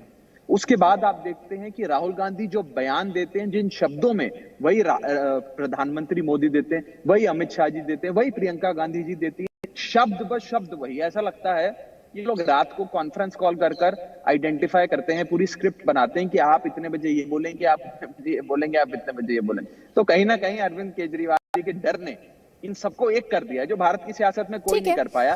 तो मैं केजरीवाल साहब को बधाई देता हूं आपके चैनल के माध्यम से। नहीं, वो तो आप उन्हें फोन कॉल भी कर लेंगे, आपका तो उनसे डायरेक्ट राब्ता होगा, वो तो आप उन्हें डायरेक्टली भी उन्हें फोन कॉल कर अपना ये मैसेज पहुंचा सकते हैं। और जी न्यूज अगर वो देख रहे हैं, अब आप ये कह रहे हैं कि आप हमारे माध्यम से, तो चलिए अरविंद केजरीवाल अगर जी न्यूज देख रहे हैं जी, तो अच्छी बात है हमारा कॉन्वर्सेशन। देखिए, अभी आप डर की बात कर रहे थे, जो आपके ओपोनेंट्स हैं उन्होंने कहा अरविंद केजरीवाल में दरअसल डर है, उनमें वोट खिसकने का डर है, इसीलिए देखिए वो अलगाववादियों के खिलाफ नहीं बोल रहे, वो खालिस्तानियों के खिलाफ नहीं बोल रहे, एक शब्द नहीं बोला उन्होंने। उनसे क्या कहेंगे आप? देखिए, इनके पास कुछ एजेंडा नहीं है। मैं अब क्या बोलूं अदिति जी, आप बार बार घूम के उसी सवाल पे आ जाती हैं। भाई देखिए, राजनीति उस पर हुई है, आप मुझसे बेहतर जानते हैं राघव। पिछले 72 घंटों में आपकी पार्टी को इसी पर घेरा गया है। मैं बताता हूं, नहीं घेरा नहीं गया है, इन्होंने कीचड़ फेंका है, बेकार बातें करी हैं, झूठ फैलाने की कोशिश करी, कीचड़ उछालने की कोशिश करी। कीचड़ उछालने का कोई जवाब नहीं होता है। इसमें मैं बड़ा स्पष्ट आपको कहना चाहूंगा, आम आदमी पार्टी ने पंजाब की भाईचारिक सांझ की रक्षा करने के लिए चुनाव लड़ा। आम आदमी पार्टी पंजाब में एक केजरीवाल मॉडल ऑफ गवर्नेंस जो दिल्ली में लागू किया, वो लागू करेगी। और मैं आपको एक और चीज बता दूं, जैसे दिल्ली में एक बार दिल्ली वालों ने मौका दिया आम आदमी पार्टी को, उसके बाद बीजेपी और कांग्रेस इलेक्शन दर इलेक्शन हारते गए, इनकी सियासत खत्म हो गई, जमीन खिसक गई। ऐसे ही पंजाब में एक बार आई लव यू केजरीवाल बोलेगी पंजाब की जनता, और उसके बाद लगातार अरविंद केजरीवाल जी के नाम पे, भगवंत मान साहब के नाम पे वोट पड़ेगा, और पंजाब में इनकी सियासी जमीन हमेशा के लिए खिसक जाएगी। आप याद रखिएगा बात, यही डर इनको सताता है। ठीक है, 10 मार्च को हम जब फिर दोबारा मिलेंगे। लेकिन अभी आप कह रहे थे हो सकता है केजरीवाल जी हमें देख रहे होंगे इस वक्त, आपके ओपोनेंट्स भी हमें इस वक्त देख रहे होंगे और आपकी बातें सुन रहे होंगे कि आप अपनी पार्टी का कितना पुरजोर तरीके से इस वक्त पक्ष रख रहे हैं। एक सवाल जो आपके ओपोनेंट्स ने बार बार उठाया, और मैं चाहूंगी आज आप हमारे मंच का इस्तेमाल करें और अपने विरोधियों तक ये मैसेज पहुंचाएं, क्योंकि आपके विरोधी कहते रहे कि क्योंकि खालिस्तानियों के खिलाफ नहीं बोलते, अलगाववादियों के खिलाफ नहीं बोलते, आपकी सरकार आती है तो कड़ा एक्शन लिया जाएगा ऐसे एलिमेंट्स के खिलाफ। आम आदमी पार्टी पंजाब में लॉ एंड ऑर्डर सिचुएशन को बहाल करेगी। आज law and order situation Punjab में खराब है, बद से बदतर हुई है पिछले 4 महीने में। जब से मुख्यमंत्री बने चरणजीत सिंह चन्नी, तब तो और खराब हो गई लॉ एंड ऑर्डर। दिन दहाड़े डे लाइट मर्डर्स हो। यहाँ मोहाली में, मैं अभी चंडीगढ़ में बैठा हूं, यहाँ से कुछ ही किलोमीटर दूर मोहाली का जो इलाका लगता है, वहां पे डे लाइट मर्डर्स हुए, बेअदबी हुई दरबार साहब के अंदर। मतलब दरबार साहब हमारा वो पवित्र स्थान है जहां सिर्फ सिख धर्म के नहीं, हर धर्म के, हर मनुष्य नतमस्तक होके गुरु महाराज के दरबार में अरदास करता है, नतमस्तक होता है। वहां पर बेअदबी की कोशिश करी गई, और न जाने किन मंदिरों में बेअदबी की कोशिश हुई। लुधियाना में बॉम्ब ब्लास्ट हुआ, माहौल खराब करने की कोशिश करी गई। आम आदमी पार्टी आएगी ना अदिति जी, तो पंजाब का माहौल भी अच्छा करेंगे, भाईचारिक सांझ की रक्षा करेंगे। पंजाब को सवर्ण, दलित, हिंदू, सिख में बांटने की जो कोशिशें इस इलेक्शन में हुई है, उन कोशिशों को खत्म करके पंजाब इस गुरुओं की धरती को एक भाईचारे, सभी एक परिवार के सदस्य मिल बांट कर आपस में रहेंगे, प्यार से रहेंगे, खुशहाली से रहेंगे, एक थाली से खाना खाएंगे, उस भाईचारिक सांच को पंजाब में स्थापित करेंगे और बनाएंगे। आप तो भाईचारे की बात करें, बहुत अच्छी बात है, बहुत अच्छी बात है। भाईचारा, एक साथ एक थाली में खाना। अलगाववादियों को और खालिस्तानियों को भी मैसेज देना चाहते हैं आज हमारे माध्यम से? नहीं, उनसे हम क्या बात करें, हमें को बात करने की जरूरत ही नहीं है। हम तो भारत के संविधान में विश्वास करने वाले लोग हैं, भारत माता की जय बोलने वाले आंदोलन से निकले लोग हैं। मैं उनसे क्यों बात करूं, मैं उनको क्या मैसेज दूं? और मैं सीधा कहना चाहता हूं, अपने विरोधियों को कहना चाहता हूं कि इस एजेंडे पे आप सोच रहे लोगों का आप ध्यान भटका के उनकी वोटिंग चॉइस को इन्फ्लुएंस कर दोगे। लोग अपना मन बना चुके हैं खुशहाल पंजाब के लिए, एक रंगले पंजाब के लिए, एक ऐसे पंजाब के लिए जब लोगों के, बच्चों के, युवाओं के हाथ में इंजेक्शन और चिट्टा नहीं बल्कि किताबें और पेंसिल होंगी। उस पंजाब के लिए इस बार लोग वोट करने जा रहे हैं, अच्छे इलाज के लिए वोट करने जा रहे हैं, 24 घंटे बिजली के लिए वोट करने जा रहे हैं। और एक पार्टी है जिसने पूरे इलेक्शन कैंपेन में मुद्दों की बात करी, पॉजिटिव कैंपेन चलाया, उस पार्टी का नाम है आम आदमी पार्टी। मुझे गर्व है कि मैं एक ऐसी पार्टी से ताल्लुक रखता हूं जिस पार्टी ने पॉजिटिव कैंपेन, कंस्ट्रक्टिव कैंपेन, लोगों के मुद्दे उठाए, उल जलूल बातें करके कीचड़ उछालने की कोशिशें नहीं करी। हमने अगर हमने नेगेटिव कैंपेन भी किया तो हमने एक्सपोज किया कि कैसे मुख्यमंत्री चरणजीत सिंह चन्नी के अपने विधानसभा क्षेत्र के अंदर नाजायज रेते की चोरी चल रही है। मैंने खुद चमकौर साहब हल्के में जाकर जिंदापुर पिंड में नाजायज रेते की चोरी को एक्सपोज किया था। हमने पंजाब के लोगों के मुद्दों की बात करी है। मुझे विश्वास है कि मुद्दों के नाम पर आम आदमी पार्टी को वोट करेगा। राघव चड्ढा, बहुत बहुत शुक्रिया, आपने जी न्यूज के लिए वक्त निकाला है और स्पष्ट तौर पर अपनी बात रखी है। उम्मीद है आपके विरोधी भी और सीएम केजरीवाल भी, दोनों हमारा और आपका ये कॉन्वर्सेशन देख रहे होंगे, ये एक्शन उन्होंने देखा होगा। 10 मार्च का इंतजार, जब नतीजे आएंगे, उम्मीद है उस दिन भी आप आएंगे जी न्यूज पर और इसी तरह हम और आप जरूर सीधे सवाल जवाब कर पाएंगे। बहुत बहुत शुक्रिया आपका जी न्यूज के साथ जुड़ने के लिए। वक्त एक छोटी सी ब्रेक का हो गया, हम जल्द लौट रहे हैं, आप रहिए हमारे साथ।